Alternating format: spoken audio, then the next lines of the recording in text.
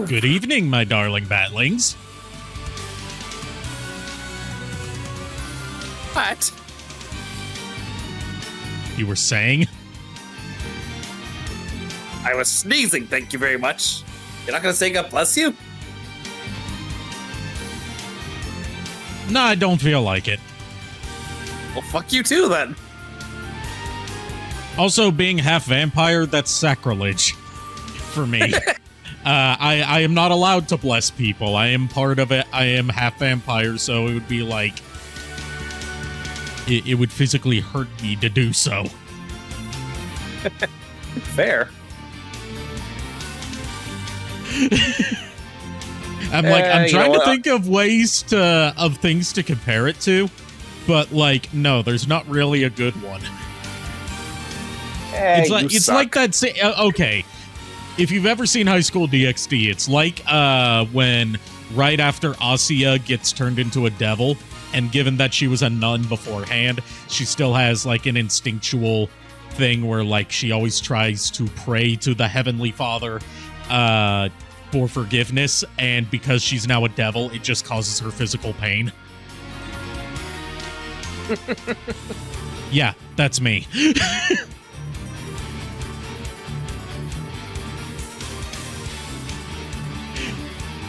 Anyways, tonight, we're continuing Metal Gear Solid 4.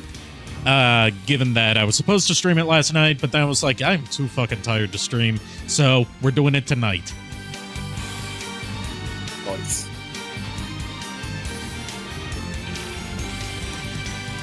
Alright, let's get on over here.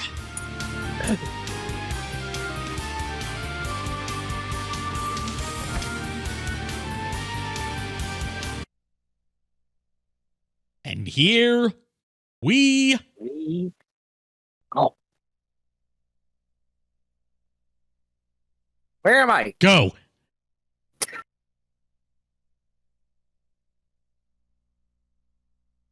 Sorry, I like blue balling you guys like that. I like to make you shiver with anticipation.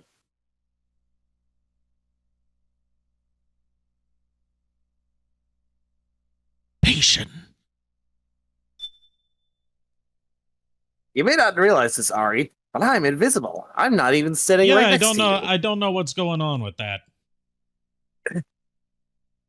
Maybe I'm behind you, or maybe I'm sitting right in the throne. You're not. I moved you earlier. Oh, wait. Now I know. Surprise! You're not behind me. You were behind the entire existence of the castle.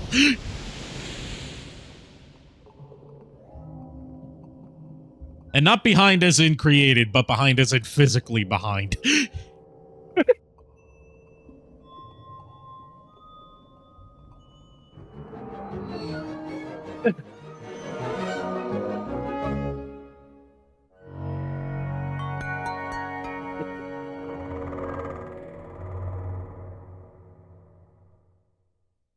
Dolby.com.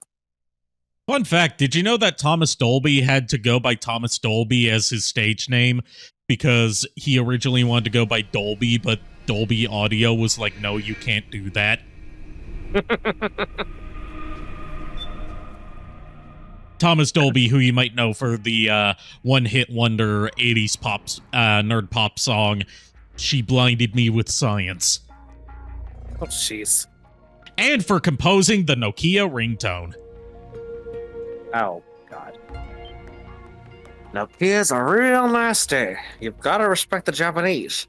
They know the way of the samurai. They're finished, though. That's what they want you to think.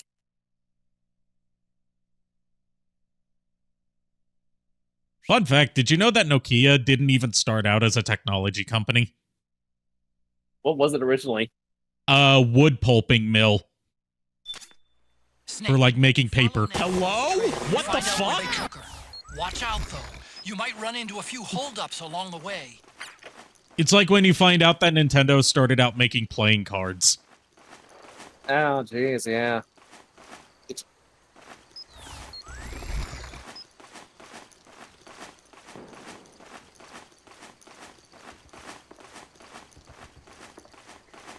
I gotta be sneaky. We've got to, first of all, equip the solid eye. Switch to night vision mode, and now we can see footprints. We have to know which footprints belong to Naomi, because when we left off, she had been dragged away by soldiers. Basically, look for the high heel footprints.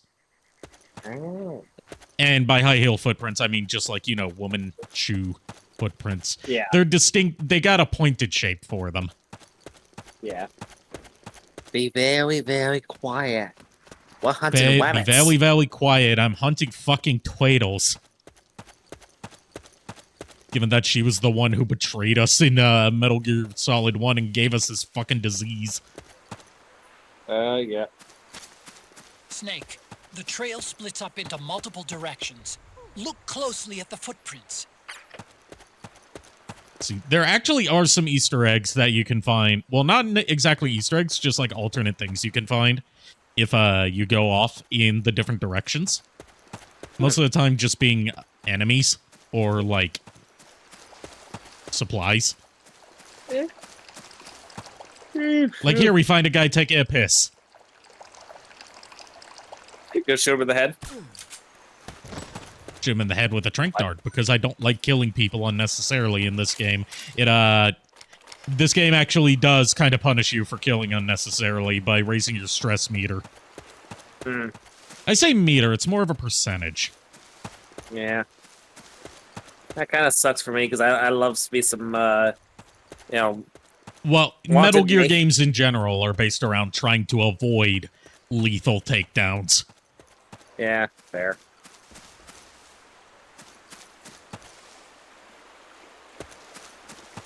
That was the thing that set the original Metal Gear on the MSX apart from its contemporaries, was that it was the first game that made you prioritize stealth instead of just going in guns blazing. Remember, the key to being a good thief is nice and stealthy. Nothing Like says a stealthy mouse. like a bullet. Nothing says stealthy like a bullet to the head from long distance. Although in this case, it's more of a dart. Yeah.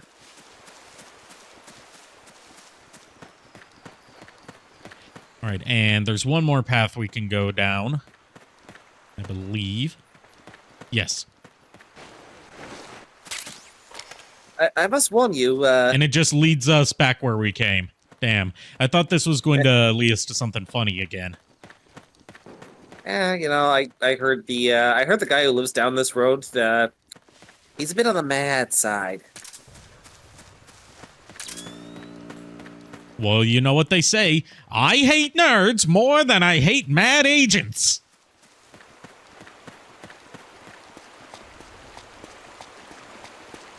They also say Fair. that building brown bricks is the most fun you can possibly have while playing an app.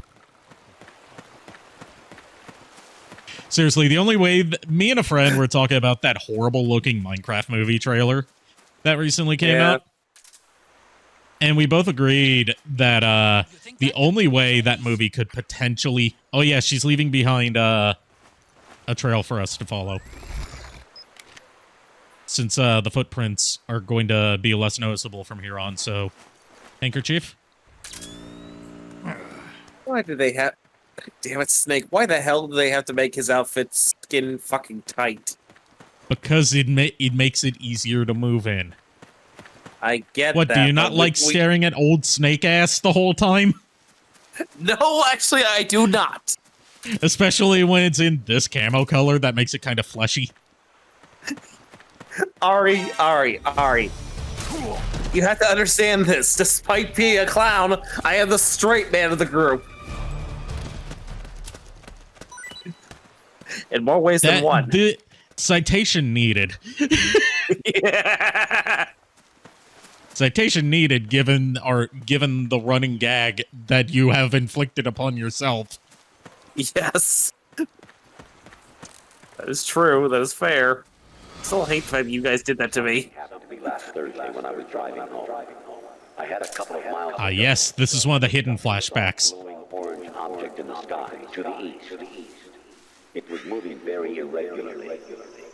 Suddenly, there was intense light all around me.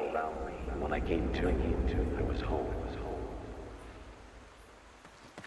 So yeah, we found a UFO landing site, and we're just gonna move on like nothing happened.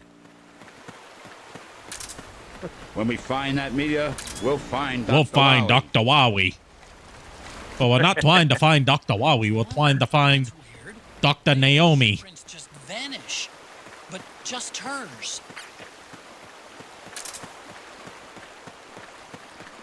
But yeah, that was one of the hidden flashbacks that you can find by going to a specific point in the stage. And if you find all of them, The solid eye. The sound is giving your position away. Take cover, Snake. if you find all of them, you get an achievement. And you also, well, this game came out before trophies were added to PlayStation games.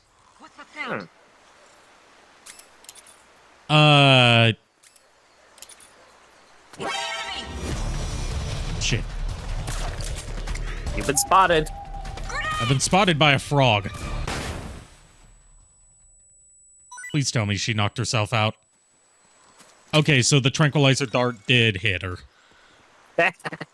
She threw out a damn flashbang and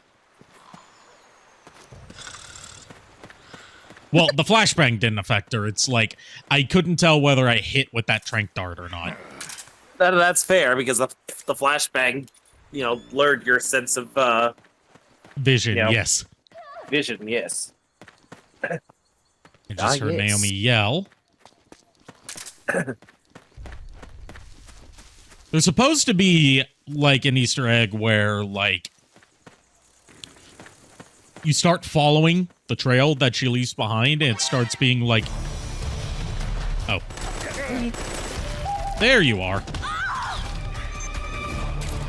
Lady. It starts being like, at first it's like, oh, handkerchief. Then it's like, shoe.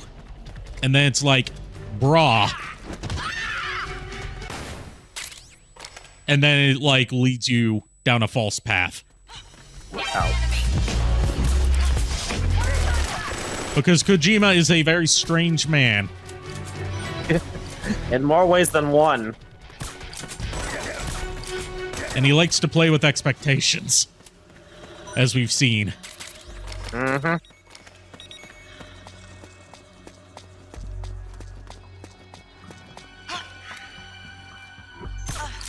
By the way, this game added the ability to pat down enemies that you're holding up from behind. Ways here. Huh. And, if you do that to the frogs, who are all female soldiers, if you pat them down too much, it triggers like an area-wide alert. Because you were getting too handsy with the female soldiers.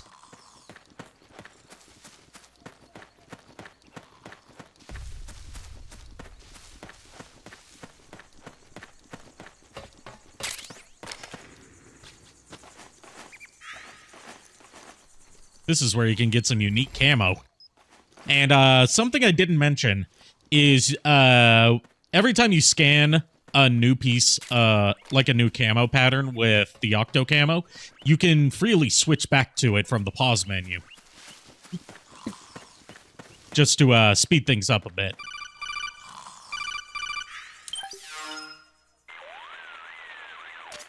You need to look at more than just the shape of the footprints. Don't assume you're on the right track just because the print matches the target's shoes. Take a closer look. Imagine the target actually on top of the print. Think. Is the depth of the print consistent with Naomi's weight? Does the stride, straddle, and pitch match her walk? Pay attention. Don't let the hunted fool the hunter. Thanks, Raiden. I'm going to ignore what you just said. Yeah, right. Can we agree that at the very least this is less weird than the part of Metal Gear Solid 1 where we had to track down Meryl by staring at people's asses? Because that was a thing. That was a very important thing. Oh, silly.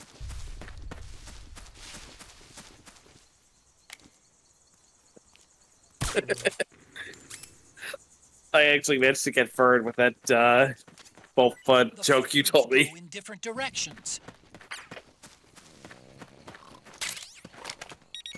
Like, he did not catch on this was going to be a D's Nuts joke. You're welcome for that one. I won't charge you Yes. royalties for that one. Yeah, You get that? Everybody gets one. Save me. fair. I'm over here. Yeah, that's totally her. It's not some sort of cannibalistic monster that, usually is located in the frozen north. I was going to Always say it's hungry. totally not a voice playing over a speaker. Please, hurry. Ah!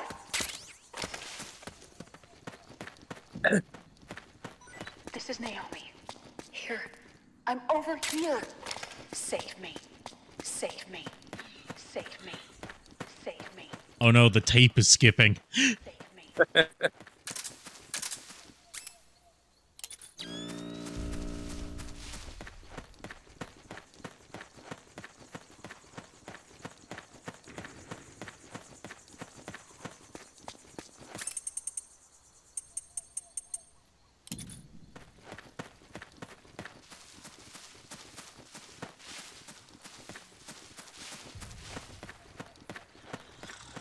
Let's see, we already took her out. Them out. Oh, we're going back here.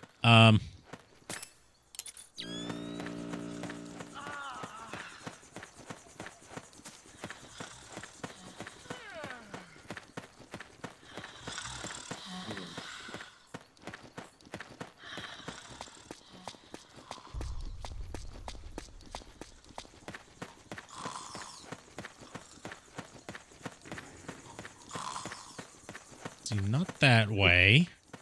Let's try this way. We'll find her eventually through process of trial and error. Emphasis on error.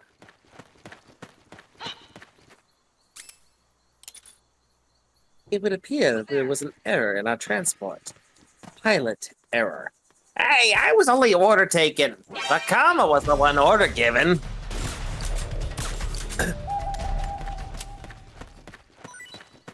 You take a nap, soldier. You've earned it.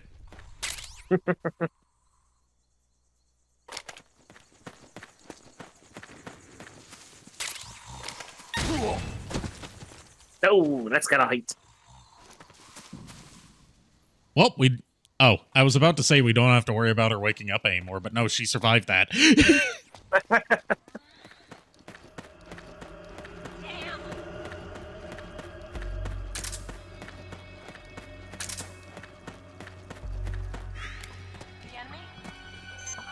What?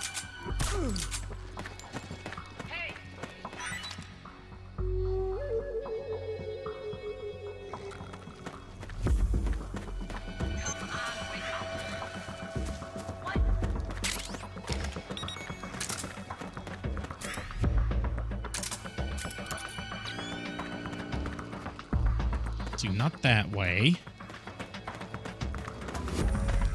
Maybe this way.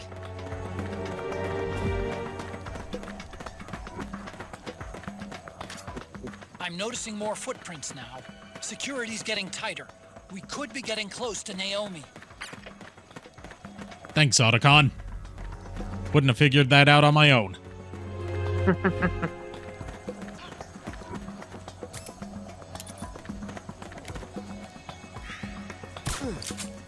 Then again, I've seen how stupid gamers can be. I wouldn't put it past someone to not be able to figure that out. Unless it were verbally told to them. I've seen Polygon's preview of Doom, where they couldn't figure out how to play Doom. And what was it, Dean Takahashi video of him trying and failing to beat the tutorial for Cuphead. Oh, jeez. How do you fail to beat the tutorial for Cuphead? He couldn't figure out how to air dash properly. In the part that teaches you how to air dash. Jeez. Sounds like he wasn't paying attention. Yeah, and the last I heard of him was that he was now a crypto bro, like shilling NFTs. as the future of art. Ah, lovely. So you know what they say, a fitting punishment. Mm-hmm.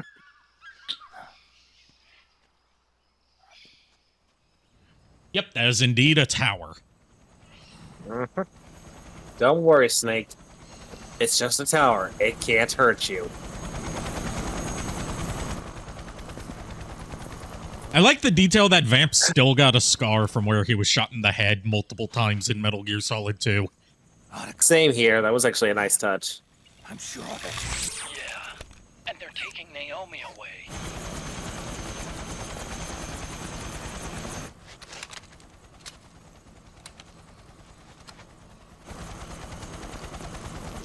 You know, I actually do like the coat that Vamp is wearing. Oh, yeah.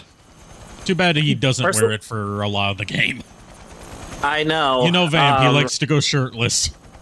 Yeah, but I would love to see, like, that coat, basically my Robotnik coat for Jim Carrey's Robotnik actually get that kind of treatment. I would love to see something like that be made. As you wish, we'll begin shortly. Because I can actually see the Good Doctor wearing something like that. Like, you know, in his colors and everything. Yeah.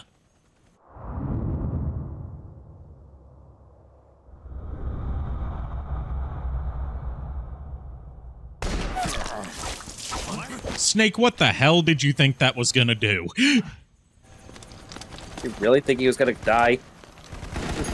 I love how he's just, like, posing. He's like, yeah, thank you. I'll say fuck. Hey, Lulu. Hey, Lulu. Go ahead. Begin. We'll use his blood. It could get intense. Brace yourselves. Shots, all of you. Yes, sir. I'll be taking in half.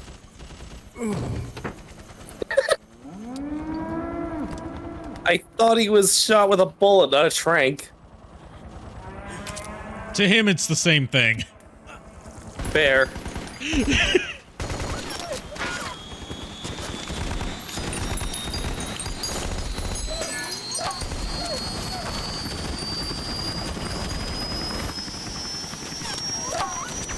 They're just gonna take off with him like that. Not gonna drag him on board. Nope. Oh no, what's happening again?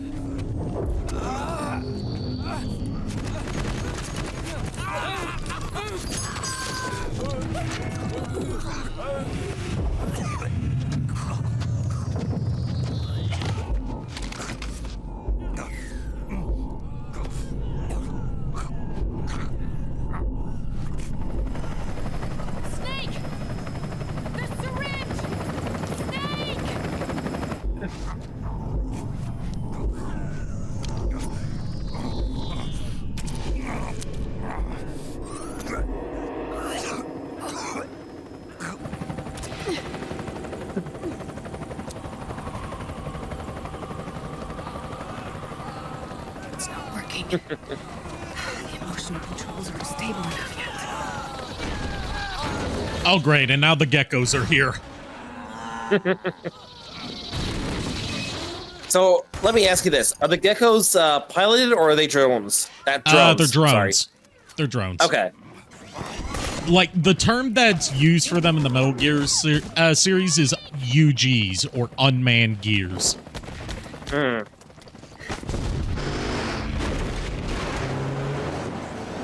Drebin to the rescue, motherfucker! So we get to see the monkey again. Yay! Take the monkey's hand! The monkey will lead you to safety. Remember, monkeys are...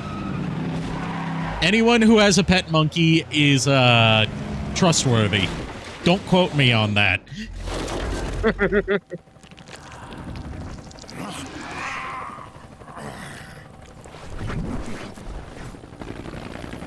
And now he's got two. One more and he's beat Brainiac. Need a lift? Grabbing. Get in already.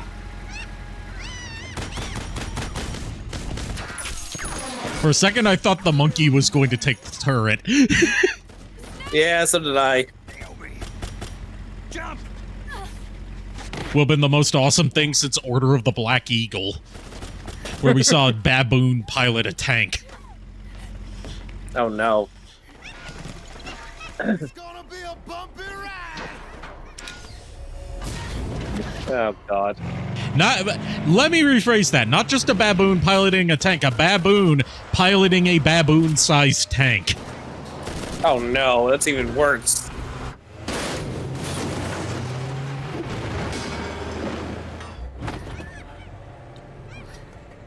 Okay. Thanks.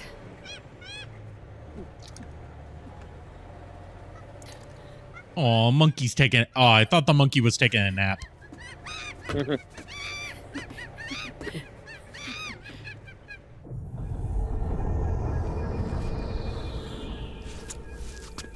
So what's the story with? I understand that they have issues with the altitude sickness. This is a new thing that Liquid's testing, where it's like overriding the nanomachines in their systems to temporarily disable or control soldiers at will.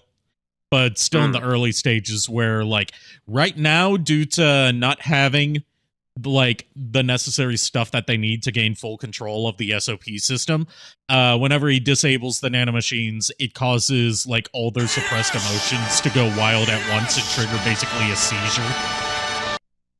Really, boy.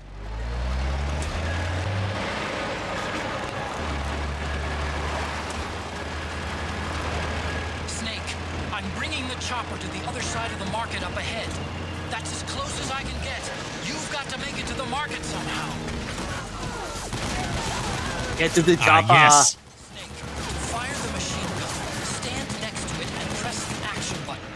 Then use the right stick to aim. Now I get to mount the turret. Watch your aim, Snake. Destroy those powered suits! That was easier than expected. Damn it, Snake! PMC soldiers are in our way! Do something, Snake! Fine, I'll go killing again. Use CQC on the If we have to.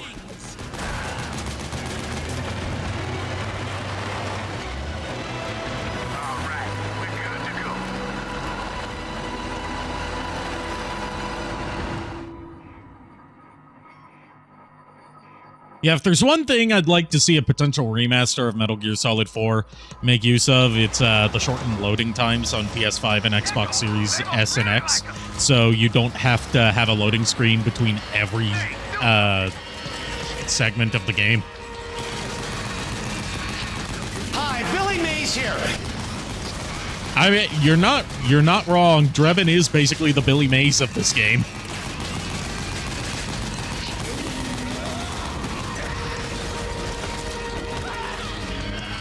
Billy Mays if he was packing heat. Yeah, right. And had a monkey. Try to ram you. Don't let them get close.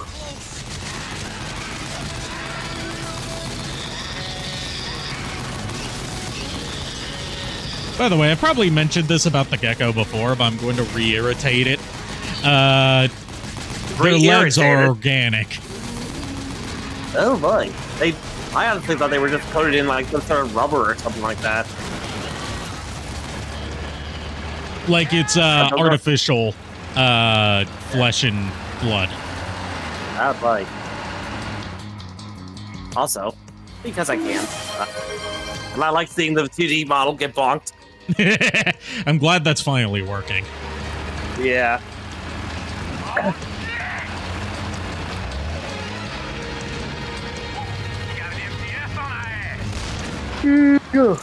Gee, I wonder if this is Kojima saying anything.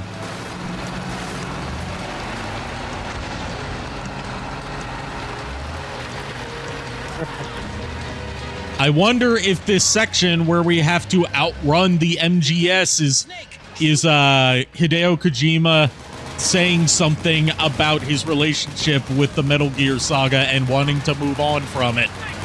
The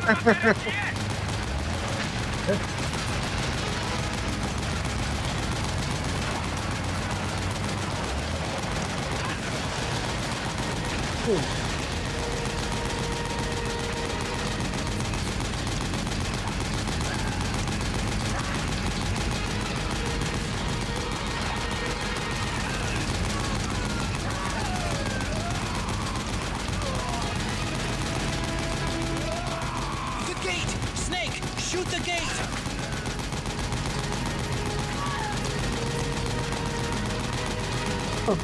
Come on, break, break, break, break, break, break, break, break, break, break. There we go.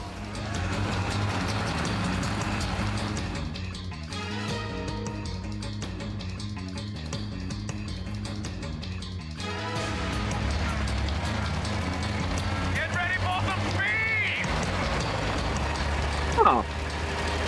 This is interesting. And no, this is not me leading up to a joke. This is actually something I find interesting. What? Apparently today is the 28th anniversary of Beast Wars airing. Oh, cool. Yep. 28 years ago today, the first episode of Beast Wars premiered. Try to ram you. Don't let them get too close. Funny, I always think of Beast Wars as like, of course, I didn't watch it when it premiered, but I always imagined that was like, oh, it premiered like during the summer, not like mid-September. Yeah, that's the same thing with the original Generation 1 cartoon. Like, tomorrow will be its 40th anniversary.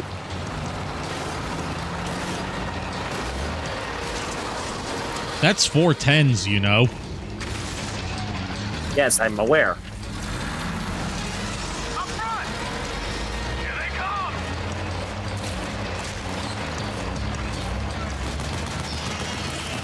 My point is that, you know, Beast Wars just followed the same, basically just followed the same, release path that, its predecessor did. Okay. Was that, I wonder if that was intentional or if it just happened to line up that way. I don't think it was intentional. I highly doubt it was intentional. Maybe it was, but I highly doubt it.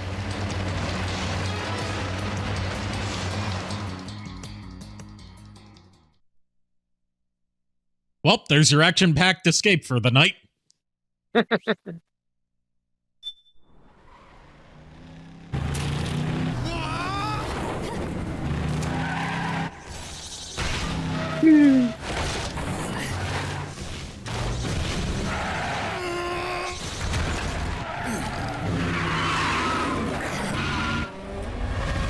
Drebin, you drive worse than I do in a Grand Theft Auto game. And this is his real life.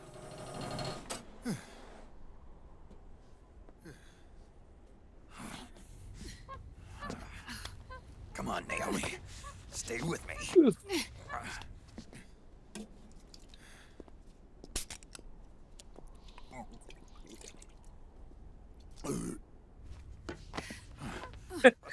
Excuse you. Somebody rescue the monkey, please. Thank you. Poor thing. Aww.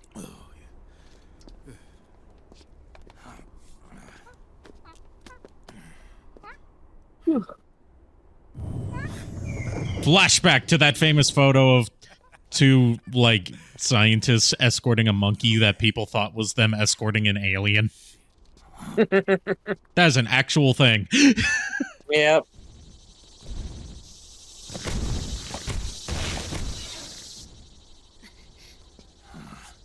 Watch, the monkey actually is that monkey from all those years ago. Or at least, I don't think he's Raiden. No, that's Raiden. I know, I'm just saying. Like, you basically said Raiden as I was saying about the monkey. Also, hi, Kier.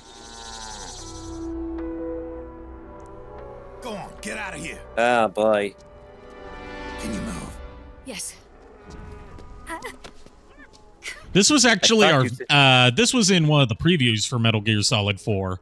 Was this scene of Raiden fighting off the gecko? Let's go. Which served as like our introduction to, oh hey, Raiden's a cyborg ninja now.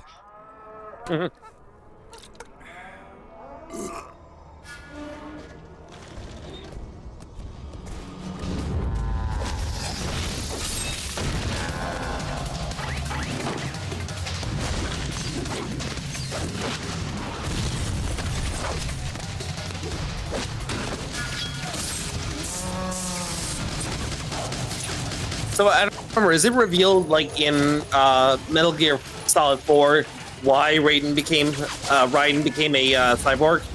It's revealed in supplementary material. There was supposed to be a whole game dedicated to that, but it ended up getting canceled and turned into Metal Gear Rising. Basically, during the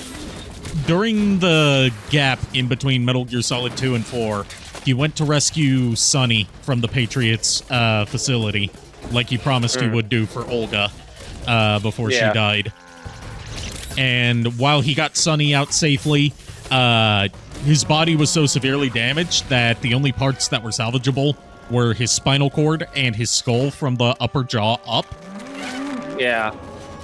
And he was rebuilt as a cyborg by a scientist that does not appear in person in this game, but did appear in the original Metal Gear and Metal Gear 2 for the MSX, named Dr. Madnar.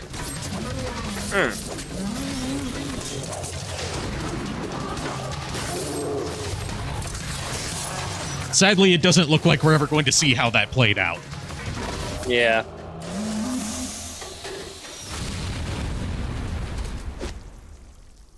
Oof.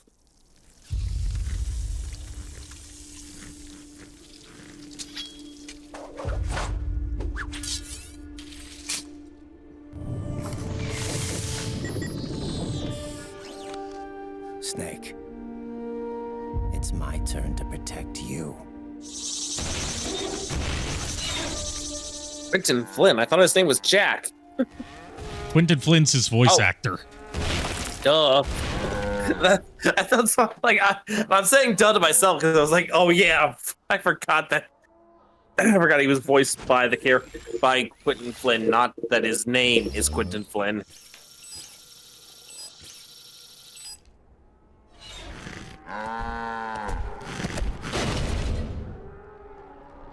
Snake, I'm setting the chopper down at the market square. Hurry! Naomi, go on ahead.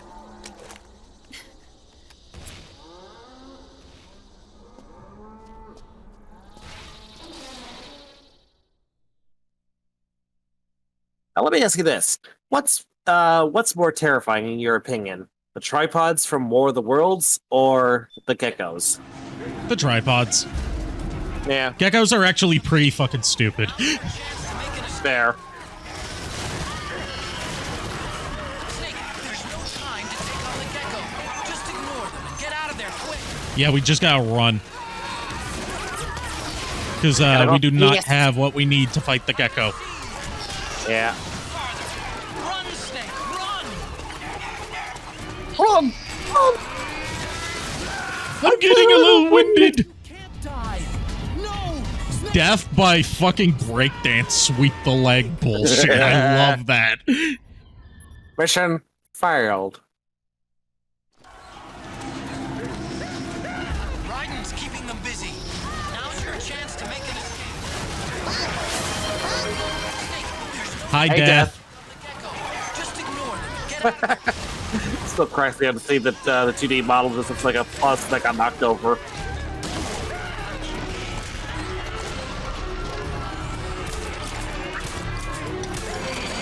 There we go.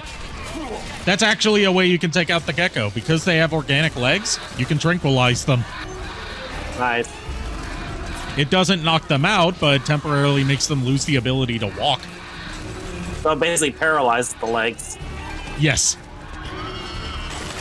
Which is why you should never give your mechs organic legs. Run, Snake, run! Yeah, that's a very bad design flaw in my opinion. Well, the geckos were designed by the U.S. Army, so it makes sense that they would be shittily designed. Yeah. Playing 4-in-1 as Doctor Doom. Ooh, awesome.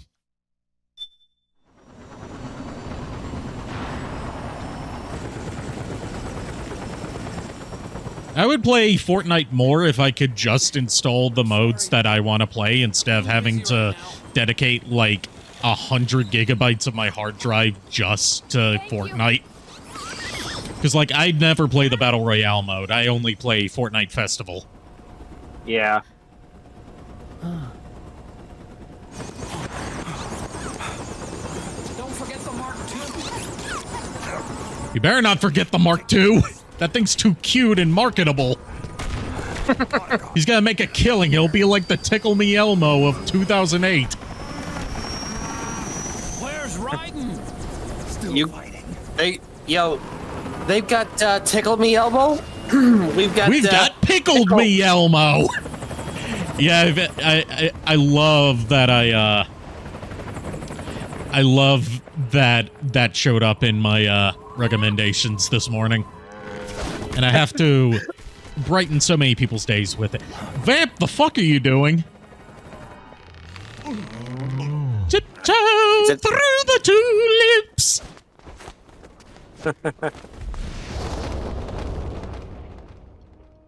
Say goodbye to that coat you like so much. Yeah, right. So you know how I said that Raiden and Vamp, their whole dynamic has a lot of gay undertones in it? Yeah.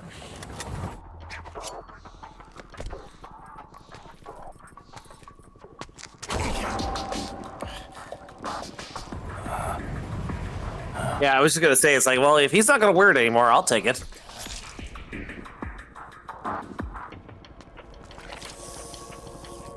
Yes, lick that sticky white fluid off of your knife. And yes, Raiden's blood is white in this game because it's artificial blood. Yep. An older style of artificial blood that becomes outdated by the time of Metal Gear Rising. Don't it? And correct me if I'm wrong, but isn't isn't the version isn't the blood that or artificial blood that he's using? Isn't that like supposed to be like a cheap on the cheaper Yeah, end? it's a cheaper kind that like he has to go through regular dialysis to remove impurities in it. Otherwise his whole body shuts down. Yeah. It's basically like if you had a kidney problem, how you need to go through regular dialysis to get rid of impurities in your system. He needs to do the same thing. Yeah.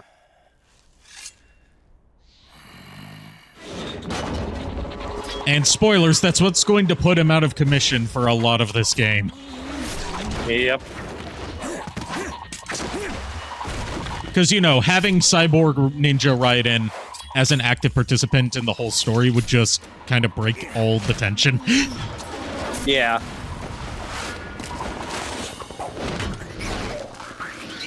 You have that Mark II as a back bling. Awesome.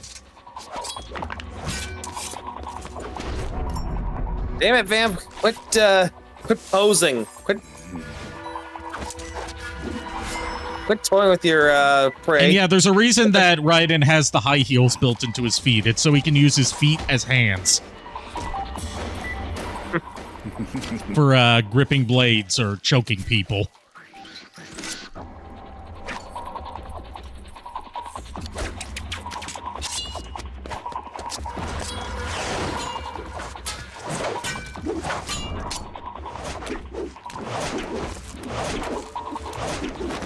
Now I'm trying to wonder, I understand, spoiler, I already know how Vamp is able to become quote unquote immortal. But my question is, if you were to say decapitate him, do you think he'd be able to walk that off? No, and I don't know why no one tries that. Yeah, just go for the fucking head, chop it off. Well, I mean, I know the reason that no one tries that is because then he wouldn't be a threat anymore. Yeah. It's one of those things where it doesn't happen because it would just break the story. Right. this is more me just wondering. It's like, you know, if Vamp were existing in real life, then, you know.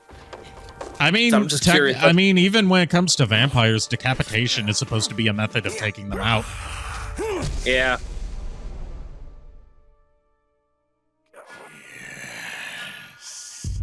Could you be the one to finally finish me?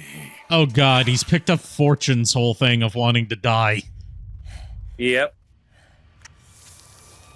I mean, to be fair, he is a very manly man. He would rather commit war crimes than just go to therapy. Night-night.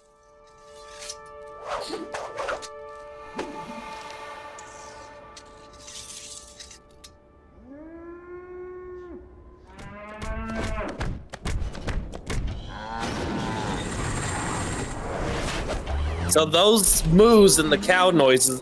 Yes, they come from the geckos. I never noticed that. The moos and the cicada sounds come from the geckos. I legit thought that there was cattle in this village. Okay. Fine. Raiden.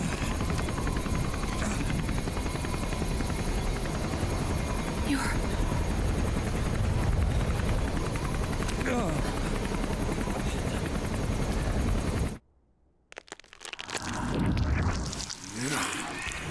God, I love how unnaturally he moves whenever he gets up like that. Yeah.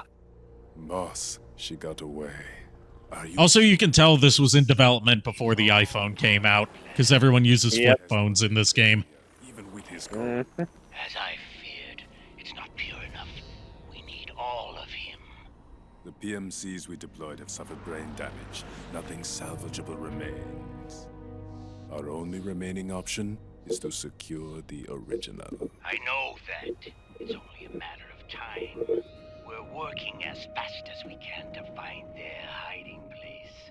I need you here too, Vamp.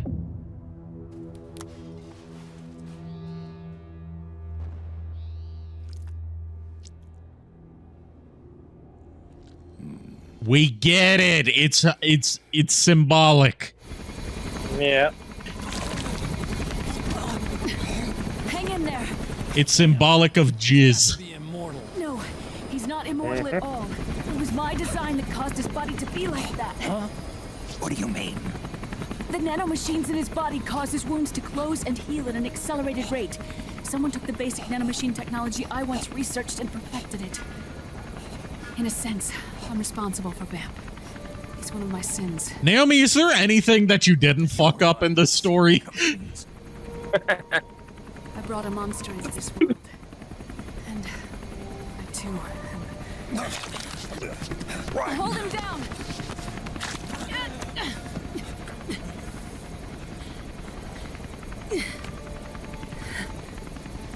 He's losing too much blood. Can you save him? I don't know. He needs a blood transfusion. No, an infusion of artificial blood. Snake. Raiden. Europe. Where in Europe? Europe is a big place. Mm-hmm.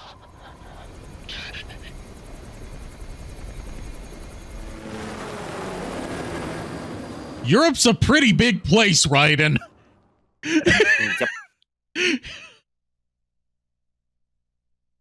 Like specifically where in Europe? Are we talking Germany, Britain, fucking France? You know, Hungary? I know it's somewhere in Eastern Europe that we go to. So probably Russia or somewhere. Not necessarily Russia, but like around there. Yeah, maybe like Ukraine.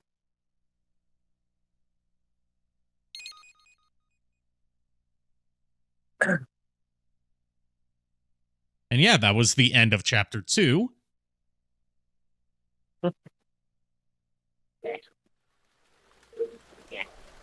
Meanwhile, back in town. Mission briefing. You can also view this mission briefing from the main menu.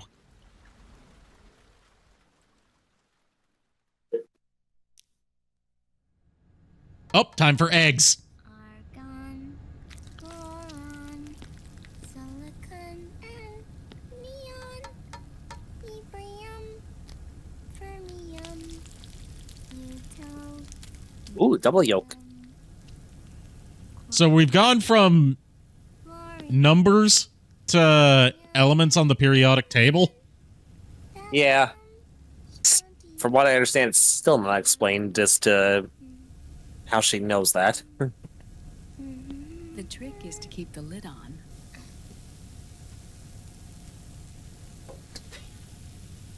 Now, let it cook for 1 minute. You like cooking, don't you? Good for you. This is my sunny side up fortune telling. When it turns out good, it means something good is gonna happen. Oh. So that's why you don't cook them over easy.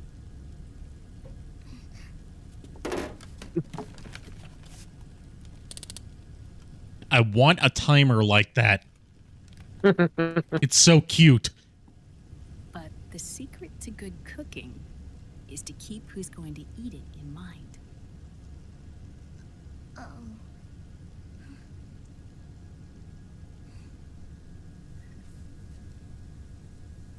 Oh.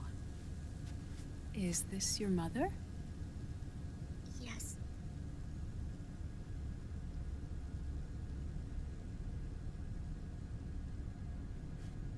She's really beautiful.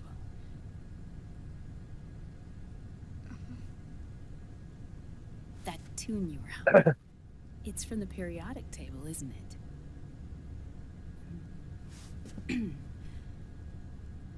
Thorium, protactinium, uranium, neptunium, plutonium, americium. United States, Canada, Mexico, Panama, Haiti, Jamaica, Peru. Curium. Curium. Curium. That's it. Curium.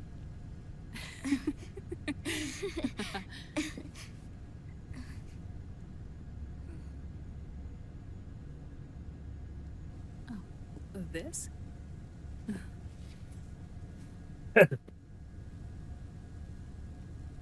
May I?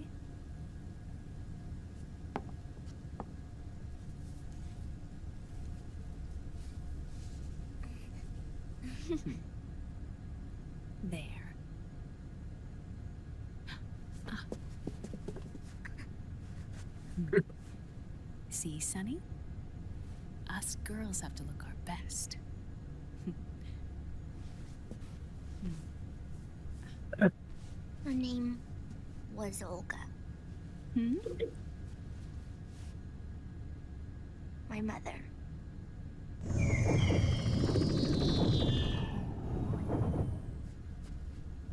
I see. Okay, ad break's over. We can talk again. Oh, let's see how the eggs came out. And there. Done. Thanks. I want eggs now. Of course. We did. Don't look at me. I've got the eggs in the Eggman. fridge. I just don't know whether they're expired or not. I told you that I want that egg timer. I was like, yeah, it's like, I may be the Eggman. That's what I am. I am the Eggman. I have the master plan, but I don't do eggs like that. Now, if you want scrambled eggs, that's a different story. I do I prefer scrambled eggs. He's after the Nice. corpse of Big Boss. Huh? What for? It's the final key he needs to gain access to SOP.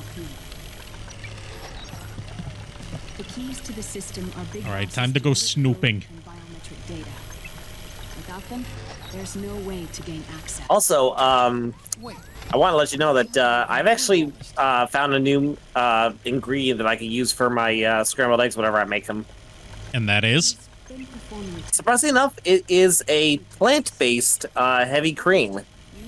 Excellent eggs, really nice and fluffy, and nice and gooey too. When I add like 2 slices of American cheese to it. I've been using almond milk since, like, that's what you were using to make eggs when I stayed with you, and you got me hooked on almond milk. I blame you. I mean, there are worse things to be hooked on, so... Neither your genetic pattern nor Liquid's genetic pattern is a 100% match for Big Boss. Ooh, another battery. Who said what? Oh, hey, Miles. Hey, Miles. What do you mean we don't match? We got another Yes, iPad. Miles, We got another iPod this song. is what you're supposed to say. Snooping as usual, I see.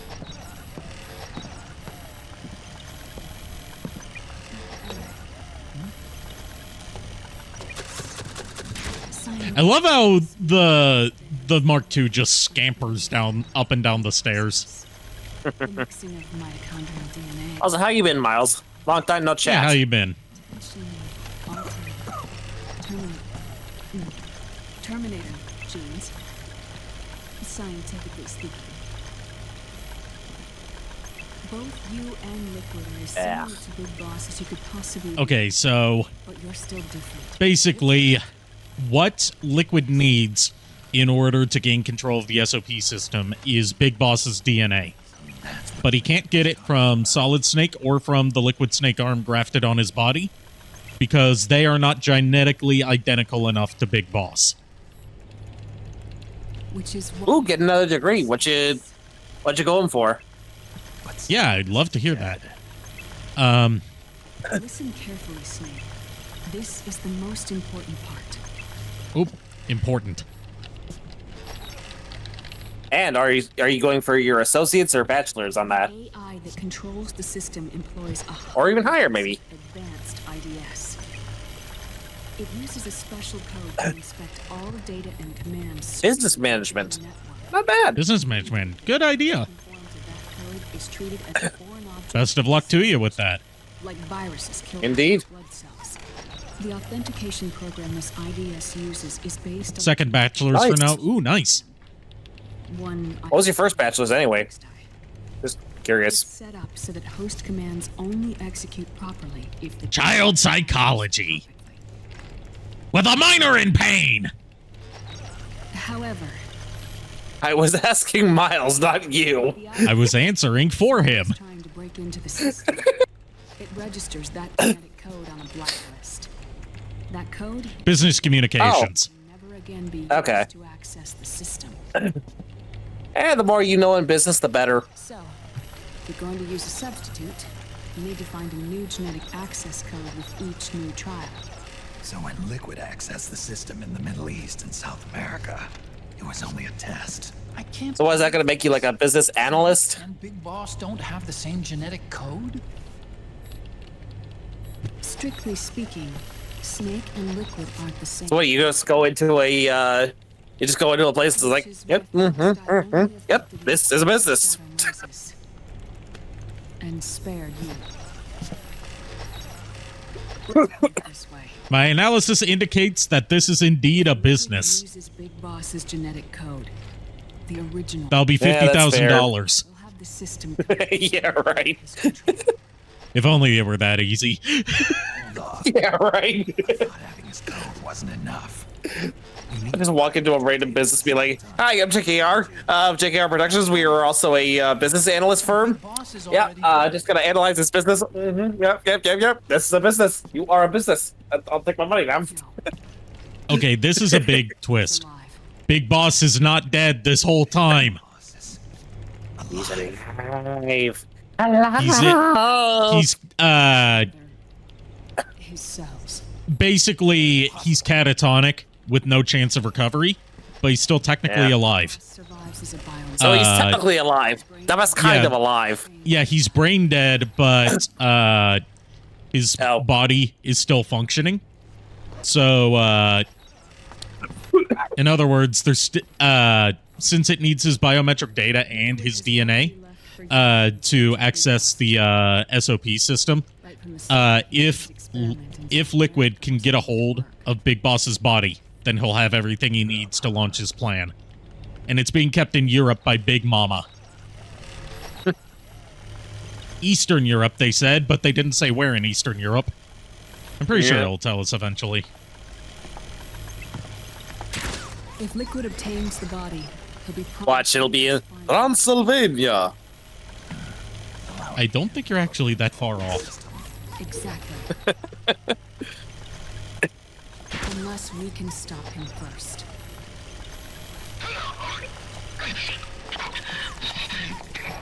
I thought that was me that caused that. Because of the timing. Yeah. Kristen says big pee-pee aura. Agreed. Although we do know that canonically Big Boss had small pee-pee.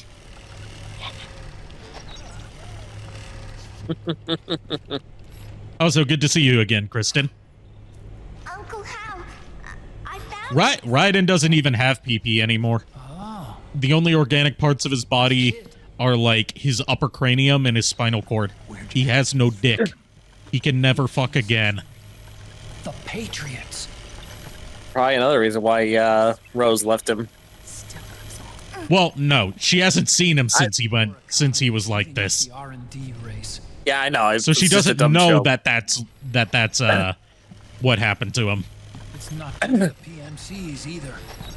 No PP, what's the point of living without a PP? I mean, women do it every day. Sense of morality. And it's us science. I should say cis women do it every day. Yeah. Not even realizing Can we make Jack better? I don't know.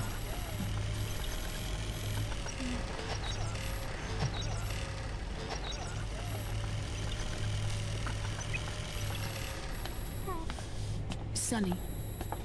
Hey Ari, you got any you have any of that what is it called? Yes, I do. Is it freshly brewed?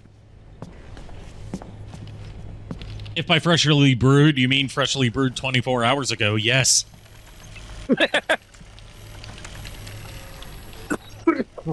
So it's a day old coffee. Yeah, I don't like to waste coffee, so if there's That's any fair. left over after a day, I'll just drink it the next day. Oh, that's fair. What do you mean? I guess Especially you because the use, coffee I use is pretty expensive. Oh, that's fair. Yeah, want to save money where you can. I'm guessing Yeah. you use like a like one of those Keurig like machines or whatever. Not no, like a Keurig. I don't use a Keurig. I use a just like a regular old coffee pot. We don't have the Oh, okay. Because I do like the pour over things, so I was just curious Yeah. to see like. Yeah, I just use a coffee pot, Mr. Coffee brand coffee pot. Oh, okay. I think it's Mr. Coffee. Is that Yeah. what kidneys do? Yes, it is. Just had to look over at it. For a while, I didn't know Mr. Coffee was a real thing. I thought it was just something made up for Spaceballs. Yeah. Because it was a brand I wasn't familiar with at the time when I first saw Spaceballs. We have Mr. Radar. Women And then have over a here we hole got for Mr. PP. Coffee. They can't miss something they didn't have, just like me with the paternal figure. Ooh, spicy response. Also, something that we can relate to.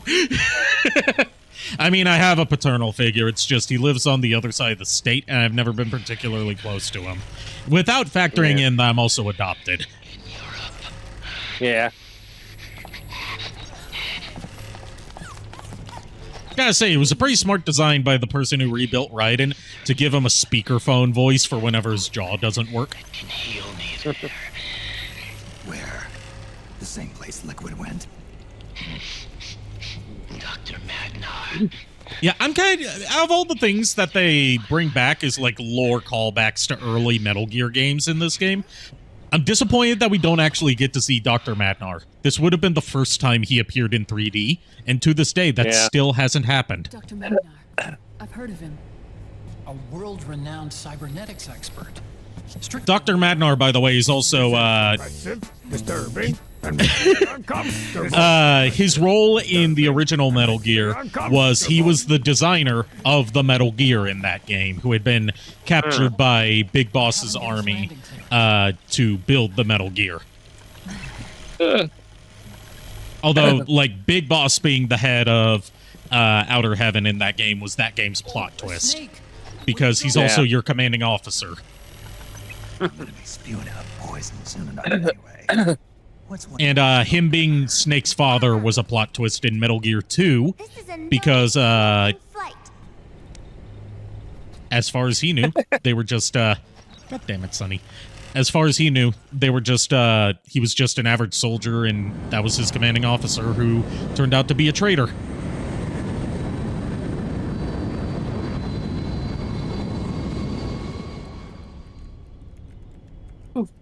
You do miss some stuff in Metal Gear Solid 4 and especially 5 by not playing Metal Gear and Metal Gear 2. But I don't like playing those without a guide on hand. Because they're very much in the Metroid style, where a lot of it is just figuring out where to go in the right order. Yeah. Oh, he's even got a picture of Emma saved. Also, Police Knots reference on that other wallpaper. Police Knots, a game referenced so many times in Kojima's works that we have never gotten an official release of outside of Japan. But thankfully, there's a good fan translation of it that you can easily emulate.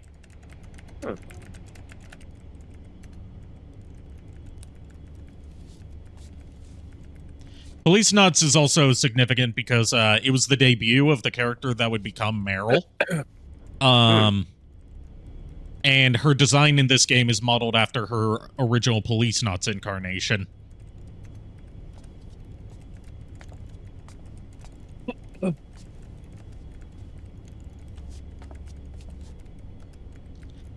Like I've said before, and like I'll continue to demonstrate, this game features tons of references to Kojima's early work, even to the point where, like, during one of the mission briefings, you can see Sunny playing a PSP, and the game that she's playing is Penguin Adventure, which was the very first game that Kojima worked on. Oh, wow. No, I don't have a... Emma was a brilliant programmer. She wrote the worm that destroyed the Arsenal Gear AI. Then Vamp killed her. I'm so sorry. No, there's nothing for you to be sorry for. Or me. I used to be an anime otaku. Oh. So that's where Otacon comes from. Otacon, you're still an otaku. Sci-fi anime. That's what got me into this line of work. At least he's moved on to more modern terminology instead of referring to it as Japanimation. I never even imagined that science, that my own research could cause so much misery.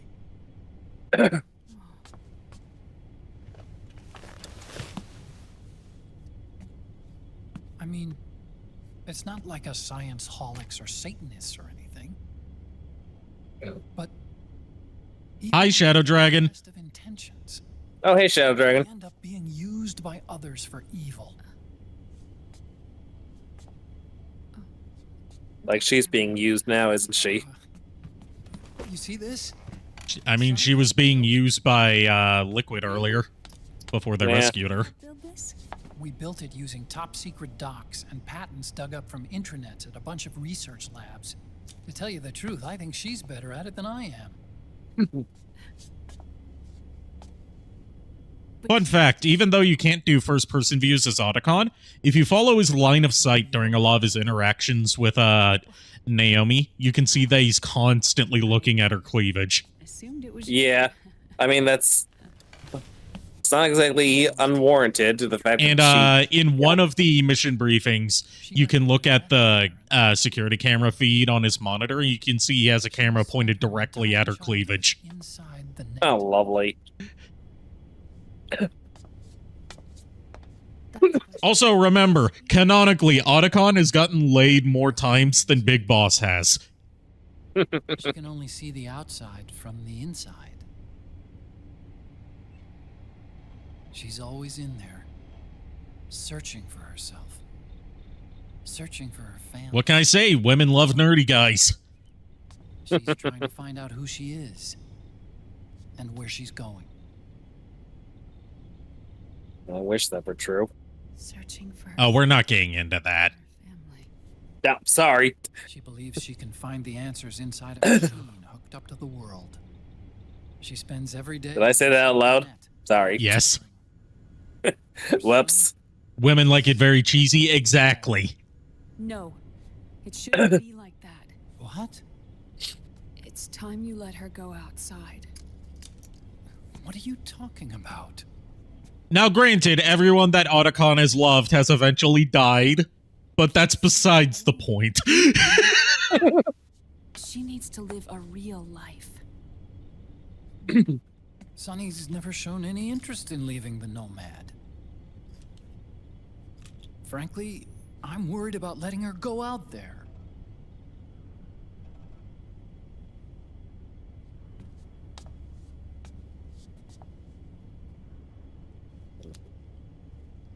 Oh. Like that. That makes I sense. have a feeling she'll do just fine. You really think she'll be okay going outside? Otacon, it's not like she's the kid from Bubble Boy. She's not going to die if she's exposed to fresh air. Sorry. And that's without getting into the plot twist for Bubble Boy. Right. Would you mind if I helped Sunny with her cooking? Oh, of course not. Go ahead. But, about all we've got on board besides military rations are eggs. No. Eggs? Eggs it is! It makes you look handsome. Well, I can't see shit without my glasses, but okay. Get used to it, Otacon.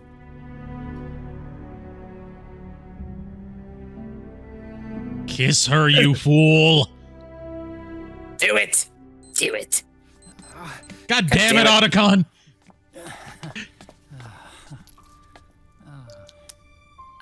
Dr. Emmerich. Huh? Is it okay to sleep in there? Excuse me? Well, Dr. Emmerich,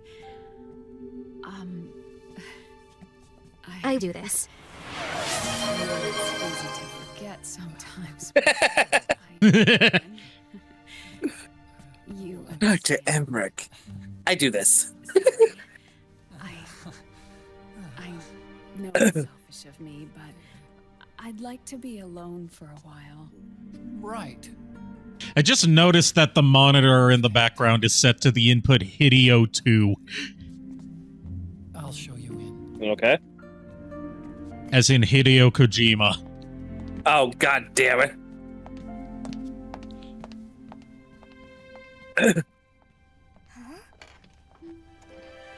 Smooth, Hideo.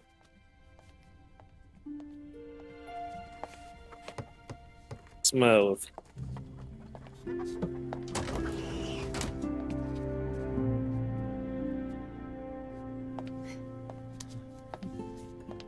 Here, I get a bedroom, you get the fucking Jeep. Or whatever this is, a helicopter, I think. Yeah, it's a helicopter. Yeah, you can sleep in the chopper, I get to sleep in an actual bed. Good night, Dr. Emmerich. Yeah. Dr. Emmerich, Mr. Wheels got his legs back like Sergeant Dan from Forrest Gump. This Otacon is that Dr. Emmerich's son. They just happen to look almost identical and have the same voice actor. Yes? No relation. No, yes relation. No, just a coincidence, I meant. Purely coincidental. Good night. Good night, Hal. Yeah, this is Huey Emmerich's son, Hal Emmerich.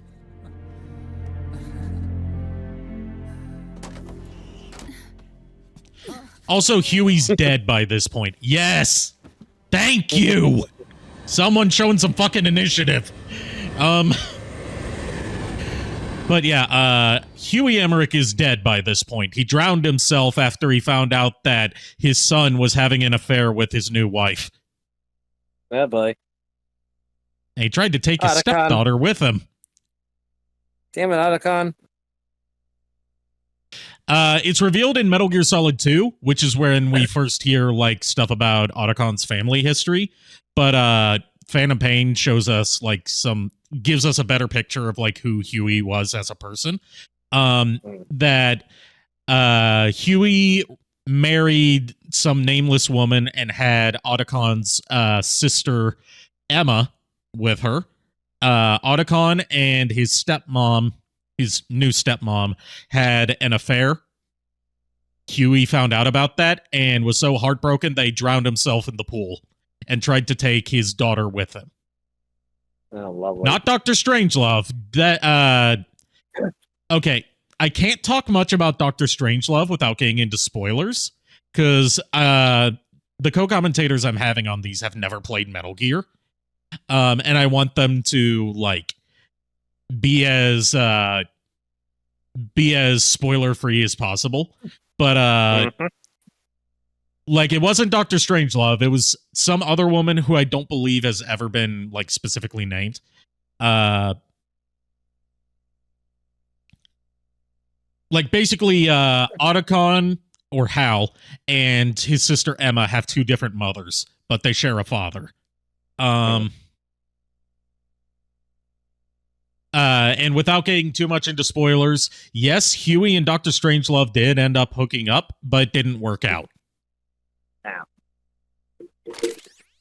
And yeah, now we've got face camo, because we got that mask from Laughing Octopus. And we got a lot of different face camos as Easter eggs that we can get by ramming into people during certain parts of the mission briefings. As well as stamina killing the beauties. Nice. Also, I was curious about Laughing Octopus's shift from her beast form to her beauty form.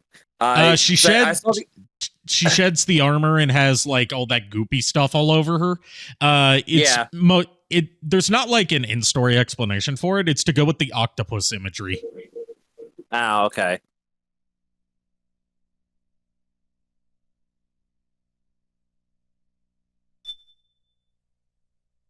Like, the thing you really need to get used to in Metal Gear is that no matter how much stuff they explain through, like, technobabble and or spiritual stuff, sometimes things just happen because it fits the theme. Yeah.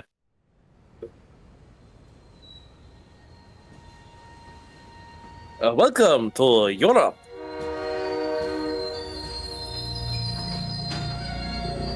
What part of Europe are we in? Oh, you're Eastern in Europe.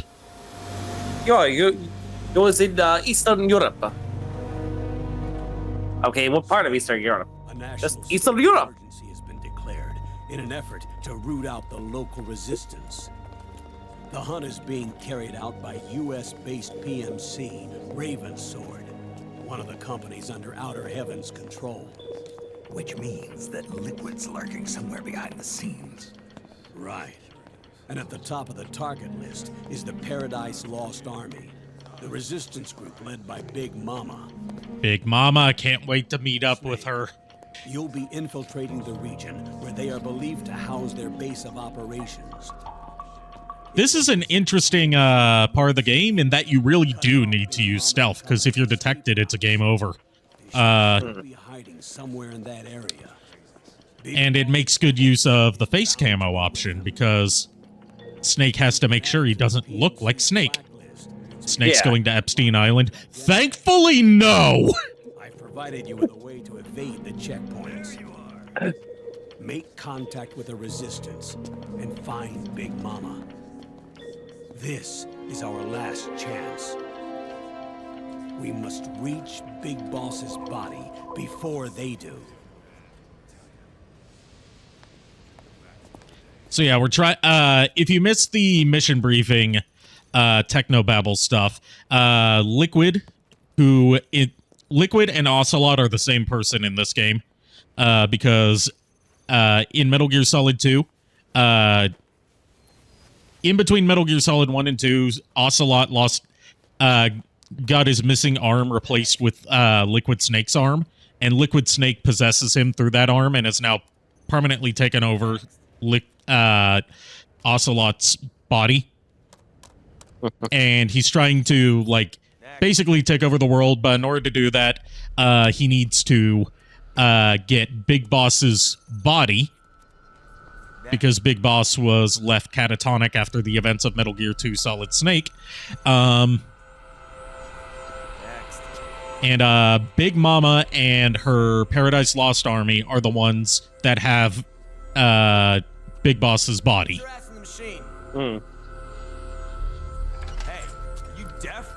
Yeah, Liquid killed Miller. That was a plot twist in the original Metal Gear Solid, which is actually the third game in the series, canonically.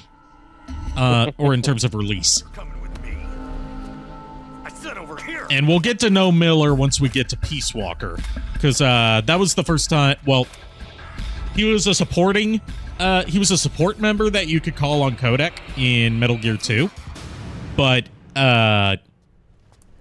I'll take him from here. Peace Walker was the first time he appeared in person. We've been looking for this man. Also, Meryl. He was like, Gene, I still haven't played Portable Ops, so I can't confirm or deny that just from lack of personal knowledge.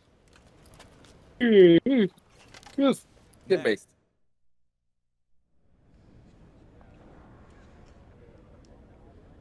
I'm thinking about maybe streaming Portable Ops before getting to Peace Walker. I did this first instead of following the release order because I wanted to follow up on the massive cliffhanger from the end of Metal Gear Solid 2 first. You're looking younger. What's your secret? Face camo. A little present from Tentacles. Huh. Act 3 is one of the best Ocelot Liquid scenes. Yes, I am aware.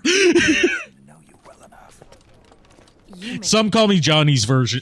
Take on that scene has having connections can still open doors. Has one of my favorite jokes about the Metal Gear saga. God damn it, Johnny! Hey, Snake! What the hell is Snake? Wrong with that guy. Who the hell is Snake? I'm Pliskin. No, you're not doing that again, Snake. No one fell for it last time. Except for Raiden, because Raiden was a small bean who didn't know what was going on. Portable Ops looks like a gloomy Halo Custom Edition mod. Oh my god, Halo Custom Edition. That unlocked some memories of me playing a pirated version of that my friend installed on my laptop and gave me so many viruses. But hey, that was my first experience with playing modded stuff. Rebellion poses and is called for immediate action. Now, like the two maps that I would always play on Custom Editions multiplayer were Huge Ass, the version of Blood Gulch that changed the rocket launcher into a nuke launcher, and the Ocarina of Time Hyrule Field, where everybody uses N64 Link models, and all the vehicles are replaced with horses, and all the weapons are replaced with Zelda weapons. That was so cool for the time. It's gonna be the Middle East all over again. No, it won't. If things get out of hand, we can put a total lockdown on the PMC's weapons. They won't be able to fight back. Don't forget, we control the system. I wouldn't rely too much on the system if I were you. Project Lemuria, I do not know what that is. Look, Snake. Just leave this to me. Unless it's one of the more modern ways to play Custom Edition, in which case I might know it. Because there's like so many front ends for Custom Edition now, because you have to use like fan-made front ends to properly run it on modern Windows. I found that out through experience when trying to set up Cursed Halo. If you know, then... I need to stream Cursed Halo sometime. With a friend, preferably. So we can have like some co-op action going on. And we can both experience the cursedness. Look. Yeah, Custom Edition... Not only is Custom Edition kind of dead since the release of Master Chief Collection, it's also just kind of dead due to being a pain in the ass to get up and running on modern Windows. can't bear to watch you die over something so pointless. Don't worry about me. Old soldiers never die. Yeah, I love how Snake uses the face camo just to make himself look younger, and gets somehow he's still recognizable. Yep. Because he's just a younger Snake. Yeah, and that's the thing. It's like I just love how what was it? That other guy? Fuck, what's his name? The one that was trying to call him out. Johnny. Johnny, yes, thank you. Technically, his code name is Akiba, but everyone just calls him Johnny because no one likes his code name. That is fair. For you do.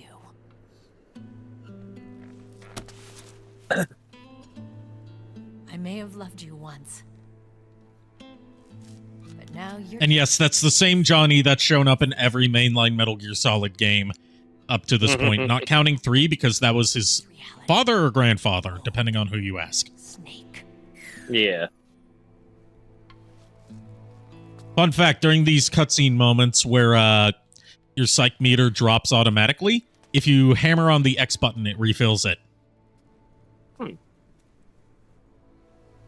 And hackers, yeah, any old PC game's eventually going to be overrun with hackers, unfortunately. When it comes to multiplayer, that's the big problem facing Team Fortress 2.